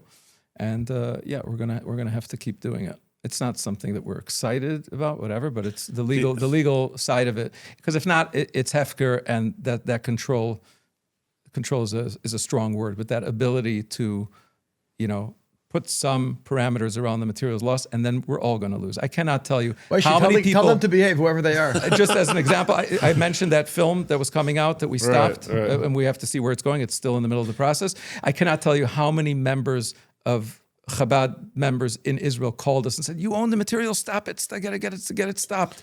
And even people who were on the other side of this issue elsewhere suddenly began to realize how important it is that there is some control or ownership of the Rebbe's voice and image. And I say control and ownership, very, very, I hesitate before I say that, but from a legal perspective, that's the only thing that's going to work. We exercise that ownership very, very lightly. We don't run after every bacher who has, is looking at videos of the Rebbe, off a hard drive in the basement. But at some point, we have to. So that's the part I'm very conflicted about. I know, and I'm surprised it took you. Where are we? 2 hours? You know that my shit about that, or you assume? I know enough about conversations in the street and some of what you do that someday we might have to meet in less friendly circumstances. No. God forbid. But that's my problem when the world is so much full of content and TikTok and Instagram and Teichen, unfortunately, is the least popular content in the world, and you're dealing with No, but what do you? Maybe I'm missing what you're saying. No, so the fact that you're saying everybody should be able to do anything, that actually makes the problem worse. I just want to tell you, if everybody is singing from a different song sheet, and the videos and pictures of the Rebbe meet the lowest common, whatever each person's judgment takes them to. One person wants to put the Rebbe's picture on his fundraiser. One person wants on his profile. And by the way, I'm not yet talking about stopping that kind of thing, but we do want to start educating people. Like, why are you putting the Rebbe on your fundraiser? And you're not even saying one word about the Rebbe, even if you are saying about the Rebbe, but the Rebbe, if you need it, the Rebbe himself writes Let me about say- this kind of thing. So there needs to be some level of control. We have exercised it. We, GEM, in other words, has exercised its ownership and the fact that it owns intellectual property and has copyright registration very, very, very softly. And I would argue probably too softly, but we're busy. We're trying to run stuff we don't want to have to deal with. If there were a more unified thing and less everybody spinning off their own little things, there would actually be more attention to the Rebbe and more of a clean, clear message. There are serious abuses, for example, abuses that go on Right. of the material, bad translations, even by well-meaning Lubavitch organizations. You know, the way the Rebbe's picture is displayed sometimes behind the whatever. There's only so much you can do. Yeah, but what we can do, we should do. Now, if we leave it hefker, then you absolutely are going to lose. So you currently everything. are, for example, now that we're content creators and we appreciate your position a lot more than I ever, if I'm talking to you now, different than probably I talked to you a few years ago. Thank God we're doing this interview now. Okay. No, I wouldn't mind if you confront me. By the way, like we. On the other hand, yeah. our current policy is all these Hasidic websites steal our content, which is great. We show our advertisers more views. So our content gets out, our brand gets Talk about built. the Rebbe's covered. No, I'm first talking of all- from a business first of all, perspective. so we're not. So do you know how far, much we is don't going? sue anyone, and we spoke to one of our biggest ganavim a few days ago. We had a video call. We were besties on the. So, By the way, that's the way to do it. You reach out to people, you speak to them in a friendly way. You can get very, very far. By the way, we are. That's exactly the point. So many people are using it, and we're not doing anything about it. you are? Okay. Tons. Say, I mentioned to you 3 cases. Out of thousands. I thought, like I said, we're going to have to do more, but we exercise this with a very, very light hand. Right, so and I think too light. You look at a hood of a car, or you look at people throwing their Rebbe on fundraisers that are all over the street or whatever. Like we If I should be could just stopping some of that. Bring this another topic. Yeah. Let's say in terms of shluchus, right? There's shluchus Chabad, and then there's outreach, then there's hafatzas mayonis. Mm-hmm. If I decide now to go to, I don't know, Manhattan and middle of Times Square, and a few blocks away from a Chabad house, and open a new outreach center, right? So if I say that the goal is to teach people Hasidus versus territory, shluchim, het shluchim, blah, blah. So if you say the end goal is to inspire, reach more people, opening 2 blocks away from another existing Chabad house is the right thing, ethically, morally. Why, Now, if you want to get, You want to be a mushroom? yeah, I'm told. Let's say you want, If you say the end game is to reach more people, so more Chabad houses will probably result in reaching more people. Everyone has their own tchunas hanefesh. Certain people like our show, certain people like other shows on podcasts. And if you're realistic, you know that every person attracts certain people. For structural Chabad reasons, there's a head shliach, there's a system. I'm all for systems. If you say the end goal is to reach more people, you would say that opening another outreach center, because my other argument is that a Litvish guy will open a koil and nothing you can do about it. And then and somehow you have 10 koils open within a block of Chabad, they all survive, and the shliach doesn't go out of business. I agree with your theory, but it seems to me that you did not study yet what the Rebbe says on this. In other words, if we're here, Gem, put it in the search. If we're here to kind of be, like you said, a koil or this or that or the other, our svaris can work. The Rebbe was very, very clear about this, that he wanted a system. He enforced it.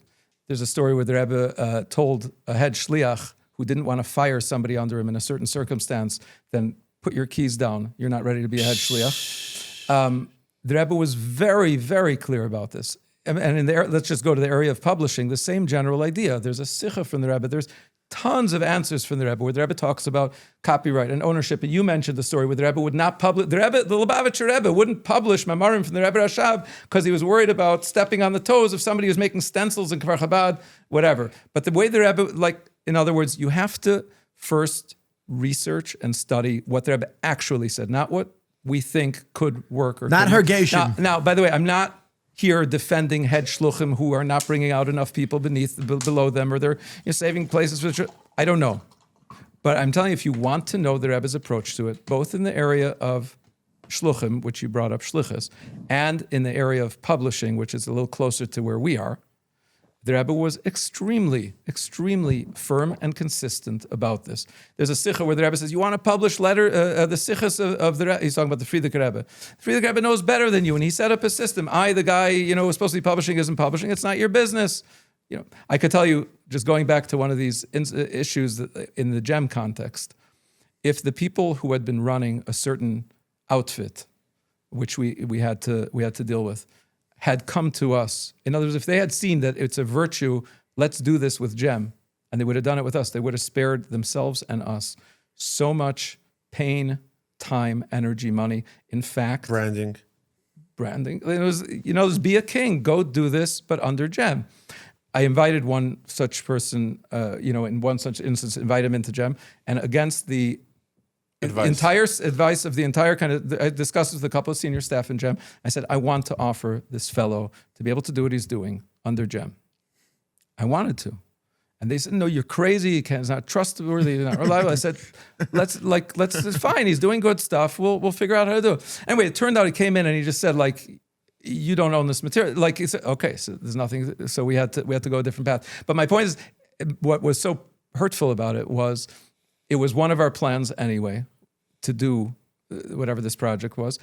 And we were ready to offer him to do it. But he didn't even see it as a virtue to work with a ma'aseh that's in that space. I'm not talking about halacha.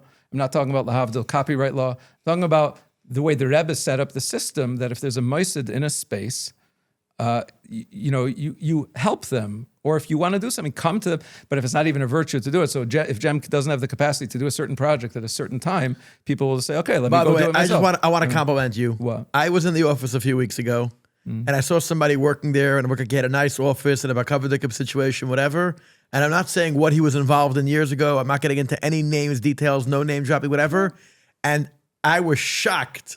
I would say his name, but it might embarrass him based on what he said. But he's a talented, geschmacke younger man, and I was thrilled to have him. shocked that he was working in GEM. Because you know why? My opinion of you went from very high to the king. You know why? I'm amazed. You know why, Rebbe Izzy? Because I knew that his intentions were good. We understood.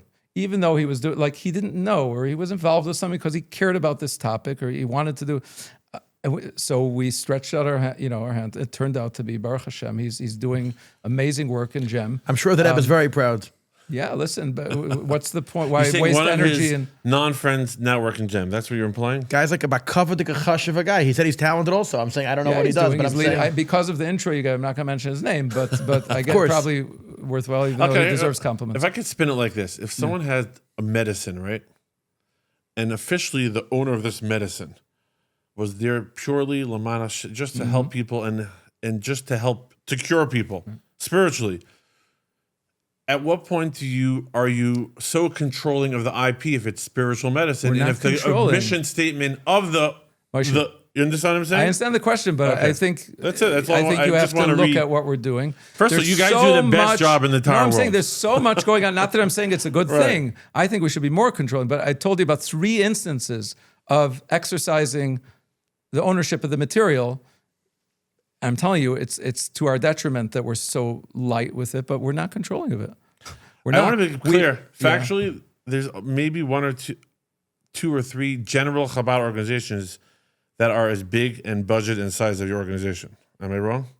I don't know how to compare all. I mean, there's many central Chabad organizations that have big I budgets. only know of 3. There's a number of Chabad organizations that have big budgets. Chabad.org. No, but you're a general. Chabad campus. You're a general organization. I'm saying you're I'm from. not sure, but I'm sure there are others. But and everything you do Machne Yisrael is it's more there. It's about money, raising money and giving out money. I think like Federation of Chabad. Also, It's like Federation of Chabad, sort of. Yeah. You guys do amazing work. And then 302 has a bunch of organizations under them. I don't know the size. God, of how many guys but tell you that after the first section of Living Torah they all walk out? Is that a? Am I I the hope only? not. Am I the I only? hope not. I don't know hope if people not. would report it to me. I hope not. I watch it, first of all, to see the sikha, but also see the quality of the subtitles. Subtitles Really? is something that Amir Tzashem are going to get we always the upgrade. subtitles. People, So a if you- how lot many of guys guys leave don't after the first understand section? Yiddish. They need this. We're going to... How many guys? 2, 3. By us, they stay. I don't think 10 or 20, but I'm one of them. My ADD doesn't allow me to by stick the way, to the end. I'm being I'm honest. sad to hear that, but that is why we made the decision. Some people had complaints to us. Why did you change the format? You got to leave the Rebbe pure, and it's true. But you have to be looking at the audience and what's happening. And I, and maybe some others, but mostly me, I think, was looking and saying, guys, things that are evolving. We're losing the audience. We have to change the format. And thank God, Rabbi Tzap and that whole team. Eli Sapo, Shmuley Horowitz, Chali Mishalavin, and the whole team that does Living Torah kind of grabbed that and started with this new format. But yeah, that's the reality. People can't watch it as much. Until you open up your museum in Crown Heights. Yeah. There was a Siyum Sefer Torah on Sunday in the Rebbe's house, and they're going to keep the Sefer Torah. It was written for the Rebbetzin, and it's the first time they wrote a Sefer Torah that's going to be permanently kept in the Rebbe's house. I was at the Siyum Sefer Torah. It was beautiful. I know the Krinsky family, they devote many hours a year, different Yom HaPagos, they open up the house, the Rebbe's house to...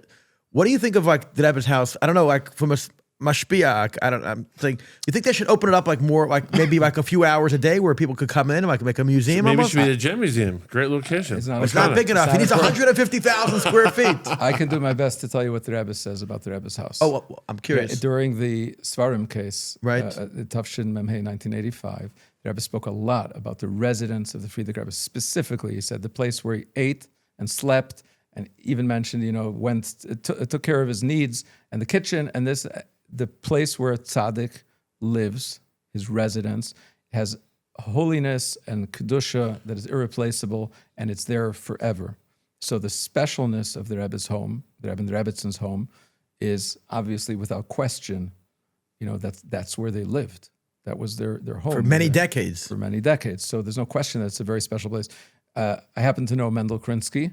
He's the one who kind of takes care of the house, opens up for groups, and when I see him here or there, he's always on the way from whatever. I believe he does this as a volunteer job to open up for groups, but I think they're extremely accommodating. Volunteer? I don't mind if he gets paid.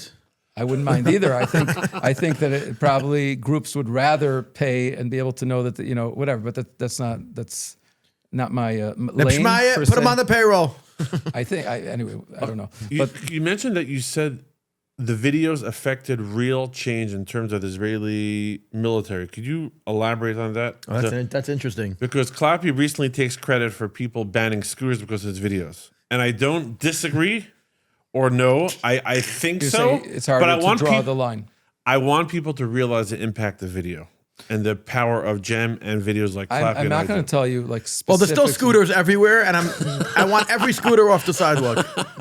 I'm not going to tell you like too specific, but I would tell you that in the first weeks and months of the war, myself and a couple others who I had taught were at the Prime Minister's office.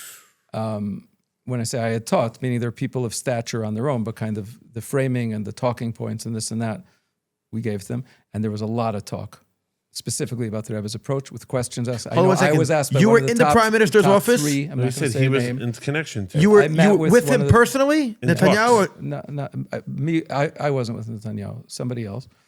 I don't want to go too far, but I'm just saying, like, and they were taking the guidance. They have been taking the guidance very, very seriously. I mean, even to this day, we get calls from shluchim. I met this one. They want to know this. What would the Rebbe ask? What does the Rebbe say about that? Now with this whole crisis with America, there's a U.S.-based shliach who has a serious person who's in contact with, the decision makers, who's asking me, this and that and the other. But there were specific videos that we know at pivotal points that affected the decisions.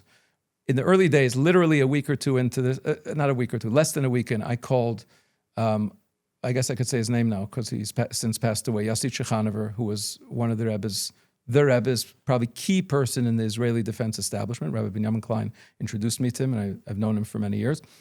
And to speak to him, I said, like, all the he's probably spoke with the Rebbe more hours in private about Israel's security challenges, strategy, all these types of things, than any other person in Yechidus. The Rebbe really, really entrusted him with, and he has, lots of what he's written down from his Yechidusin and letters he got and verbal guidance. I said, this is the time, everything you learned from the Rebbe, go ahead and share. And he was still, to the end, he was in the inner circle with the prime minister and everything. He's one of these kind of, you say there's a deep state in a bad way, but he's like kind of the deep defense and intelligence that he had top level clearance for everything. There was like one of 5 people who had that kind of access, etc. But his name is, you won't see much about him if you look him up. And I heard in his voice how absolutely freaked out they were. It was, I think, before the first visit from the Secretary of State at the time. So maybe it was a couple of weeks after October 7th that I called him. And I heard just the absolute despair. You don't understand what's going on here. Anyway.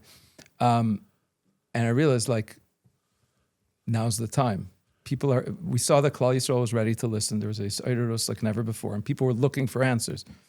And that's when we started doing Enduring Peace. I mean, I started right away after Simchas Torah, but I'm saying, like, really doing a serious thing. And then introductions were made, and different people visited and met different people. But at a certain point, I realized, listen, I can keep doing my best to run back and forth to there and to find connections, or we can educate all of Klal Yisrael. Which is the better way? And I said, unfortunately, this is going to still continue for many, many years. If I have 2 options, basically drop all of GEM and everything I'm doing, leading GEM, etc., and be running back and forth over there because I can, and we saw that it was happening, versus focus more, and some of the Balbatim who ended up sponsoring it said, Prime Minister's office, go, they're listening, go. And I pushed back. I said, listen, I can just keep shuttling back and forth to Israel and trying to, but ultimately what we need is that every bacher and every shliach who gets up at a barbecue with soldiers should be as comfortable Armed to talk about the Rebbe's approach to Israel's security as they are to talk about putting on tefillin. So because this is going to be a long-term thing. Everybody in Klal Yisrael needs to learn this, and these things the whole population needs it. The voters, the people, the fact that 3 people who are leading Israel today will know something and they're going to be out, someday, isn't going to. So anyway, that's why we said we're going to go from the bottom up. Masses. We're going to make these videos. This is Honestly, the first time that you're narrating? Am I wrong? I never started doing that a few years ago. I really always felt, believe it or not, I'm very shy. I always felt that my place is on the, behind the camera, and we're what was very it happy like with finally? it. But at a certain point, we realized He's doing what you preach. He went from behind the camera to the front of the Yes. camera. I always say a lot of the behind the cameras, they're I don't know, they never make that jump, but you made the jump. we realized that you have to get out there and curate. All 3 of us made the jump. So the way we always did The it, jumpers. the way we always You did realize it. all 3 of us made the jump. Yeah, I'm happy to be back on the other side of the camera. Like, No, you're doing great. You don't go back. But what we used to do is write narrations, and it's kind of voice of God. Right. In other words, the deep voice narrator. Right. But at a certain point, first of all, that's a little bit out of vogue. But even more, when you're talking about a nuanced thing and you're trying to teach something from the Rebbe, somebody needs to be on camera. Colin, were you afraid to go on camera? Or you just never felt the need? No, Was I there never felt fear? the No need, fear? and I don't like. We're trying to keep the spotlight on the Rebbe, but as we began to see that curating and contextualizing and explaining things is going to be a part of how people are able to absorb the video. Was it your idea to talk, or your team? I don't remember. It could be it was me. It could be we came together that somebody needs to. And then you start looking. Okay, who's a good person to have on camera? And you're like, okay, listen. If I'm the guy who knows it and this and that, so you're going to put up an actor, it's not going to work. People are going to come ask. Are you questions. happy you did it? You be happy you became the face? Yeah, as long as people understand that I don't think I'm the guy who's going to get to 6 billion people. Sachakal, if we're presenting something to Shluchim and Anash, and they will be able to take the ideas further, and that's the whole point of many of these videos, then it's fine. A shliach told my brother once that his Chabad house, realistically, you could only ask your balabatim for a certain amount of money. Your Chabad house costs $400,000 a year, and you have balabatim that own $50 million companies. They're going to give you $36,000 a year because you're a $36,000 cause. I'm giving you 15% to your budget, whatever it is. And this particular shliach said, at the time, he said that he introduces his really, really mega rich balabatim to other sensual Lubavitcher meisters. Do you, it's a little personal, do you find that there's a lot of shluchim that have balabatim that give them their $50,000 a year, that if they have a meeting with you and you show them your $100 million budget, vision, not your budget yet, that they would give them a lot more money, but maybe they're a little bit scared that when they start giving you, they'll give them less? There's obviously a lot of fear. And what's the nature of that relationship? Shluchim, are they coming through and bringing their... Some of our best donors were brought to us by shluchim. We need many more. And there's a ton of money available that a local sheikh won't necessarily get. And, people are giving to all these different causes. And if you have a good cause of the Rebbe, presidential library. For each $1 million his Balabas gives, you'll give him one free subscription to Living Terror? Yeah. Listen, we hope that, the shluchim who bring people to us, we do our best to make them feel like Balabatim as well, because they are. In a way, it's easy to say, oh, listen, it's the other guy's money, whatever, but it's a decision that a person has to make, that this is a priority, and they're ready. They have to trust you with the relationship, obviously. You're not going to, You're not going to somebody in corporate Chabad sees I'm a Judaic art dealer. Moshe's also a Judaic art dealer. I don't want to hog the microphone. And no, he tells me, listen, the guy reached out to me about certain Judaica and stuff and art and stuff, whatever. He's like, I don't deal with this. He says, I wanna introduce you to my Balabas, and I told him that you're a good guy, whatever. On that note, is there any way to we deal with Rebbe dollars? Is there any way to AI search if it's real or not? It's another one of the projects that we have.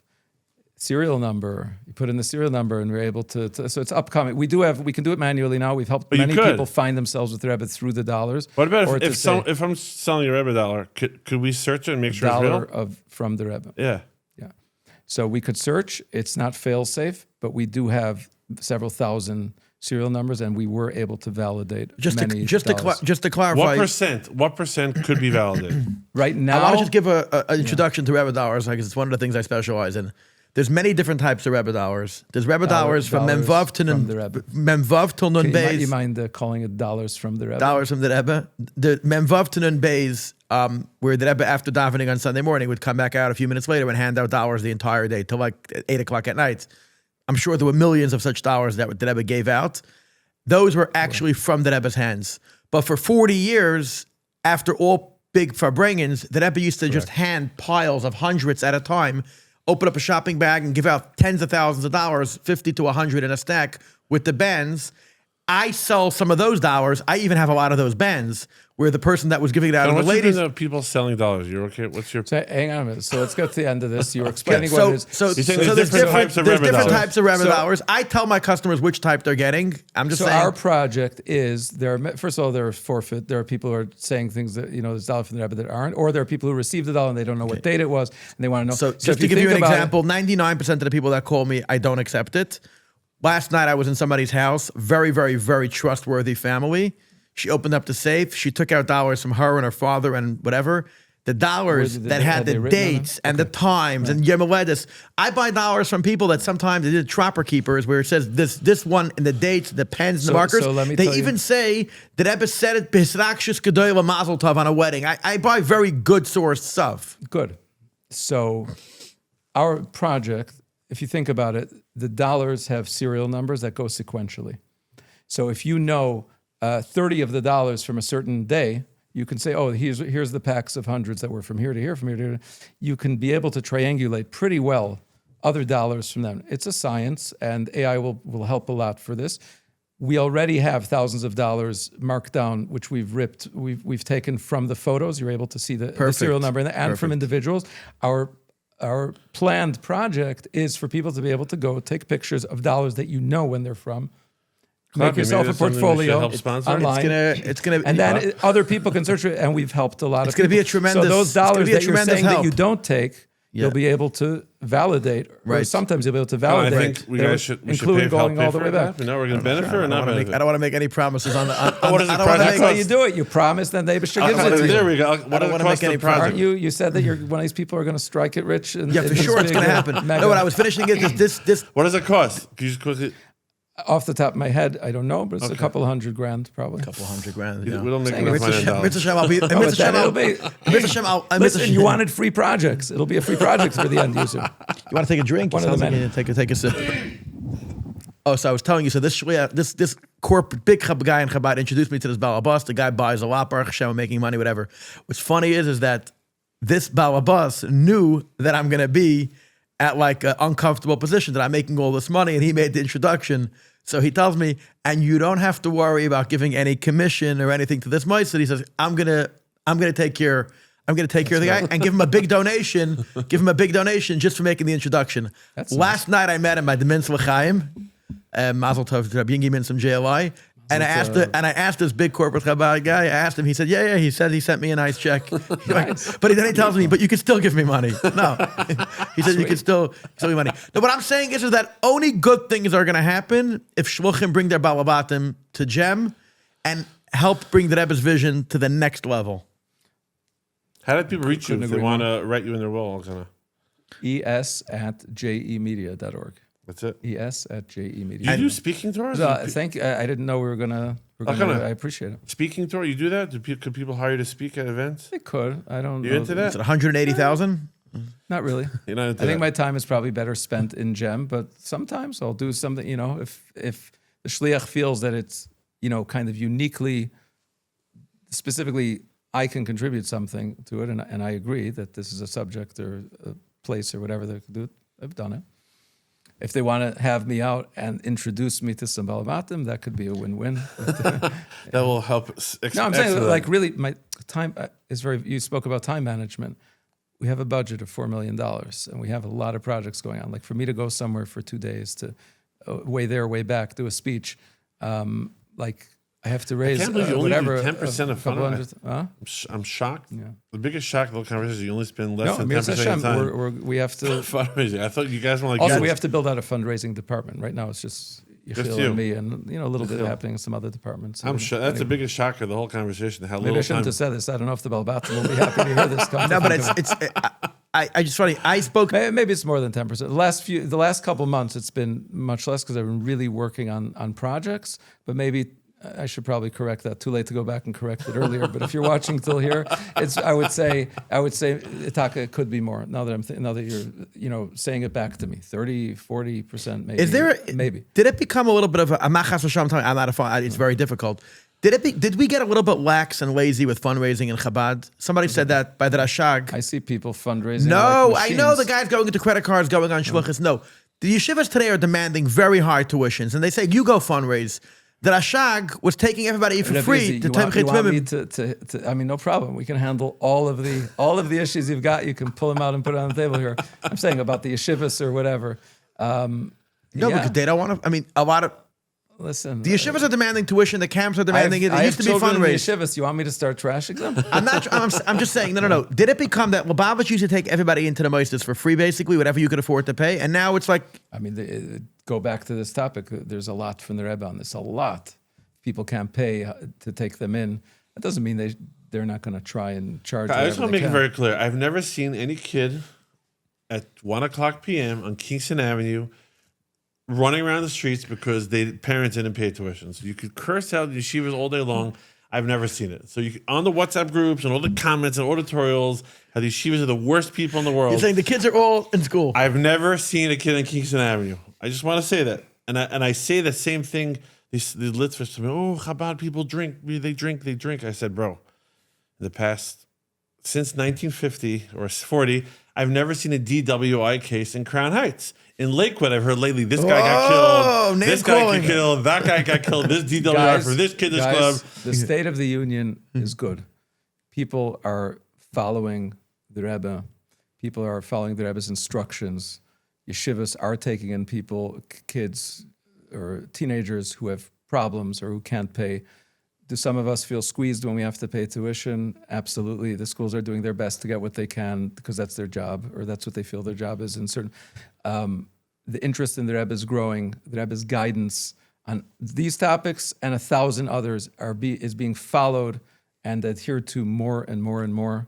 And to the extent we continue to feed it, and to the extent we continue to bring the Rebbe to the world is there lined up, ready to listen and to learn and to act on it. It's up to us as Chassidim and as the people who have the schus to be connected to this content, to bring it, close the last mile to all these different audiences, Klal Yisrael, Havdil beyond Klal Yisrael, and that's how we're going to bring Mashiach. You know, all the leading gedolim or the popular rabbis today in the Welt are all video they're all video first. So I want to say that. So the Rebbe was, they're learning from the Rebbe. There you go. Incredible. There's never been such access to the Rebbe. So for each of us, you're asking how we could connect. There was a question before on that. Yeah. The Rebbe is available, accessible on any on any social media platform, on gem.tv, that you could learn directly from the Rebbe, not squished at a Farbrengen with no subtitles for 4 hours, but any topic, easy to watch in the comfort of your living room. And the same thing with the Svarim and the articles and all of this material from the Rebbe. Enjoy it, use it. It's unprecedented, this level of access. How do and share it people with sit others. 4 hours? I can't sit. I could be. I only do the first part of Gem. I don't know how in the Are world. you on Ritalin yet? No, Just get some no. medication, Vartik. That's why I have my squishy here. Just- Squishy. No, it wasn't easy for everybody. I don't know how people did it. I used to judge people. People say, "Oh, do you know that guy? You used to sit outside." And this guy, I'm like, I don't know what I would do. I don't know how people did it. Why If do, not why do you think the gemified, Rebbe did it? If people had such a hard time listening, and let's say they, I know why the Rebbe did it. Why did the Rebbe He do knew it? that Gem one day is going to make it accessible to the whole entire world. 32 years after What about Gimel the Tammuz. Shabbos and Yom Tov Farbrengens? It's going to get published. Same idea, right? You'll have The what to Rebbe work with. Knew that there's a limited amount of time. I'm saying limited amount of time in the same sense that the Rebbe tells it to us. You have a certain amount. The Rebbe was pumping out the material to you, like Farbrengen, sharing this Torah, this guidance, this and that, and he knew that it would be unpacked at the time and for many, many years to come. And this is the time now, though, to pay deeper attention to it. People couldn't do it at the time. The Rebbe was putting out so much material. There's never been more material available in an easier way. Watch it, enjoy it. You can learn directly from the Rebbe. I say this to kids all the time who come in. You say, you were here before Gimel Tammuz. It's easier now to access the Rebbe. Take advantage of it and share with others. what's your website? Gem.tv. TV. Why TV? I'm just. Because The Rebbe was gem.com and gem.org. The Rebbe was on TV. Shkoyach, Rabbi Really, Kana really Shmachkin. pleasure. Thank you so much. Anybody watching this, Gimel Tammuz is a great time to go to the Rebbe's oil. You just put it into Waze. It comes up right away. El Chabad Lubavitch. It's a very auspicious, special You time. can watch Gem while you're waiting in line. And you can probably, watch Gem. Usually they have videos actually in the videos. tent while We you're have waiting videos. online. Thank you so much. right? Appreciate all Thanks your for time. having me, guys. Our pleasure. Yankee, how long is it? Oh my God. 6 hours? Yankee, how long is it? That's Jimmy.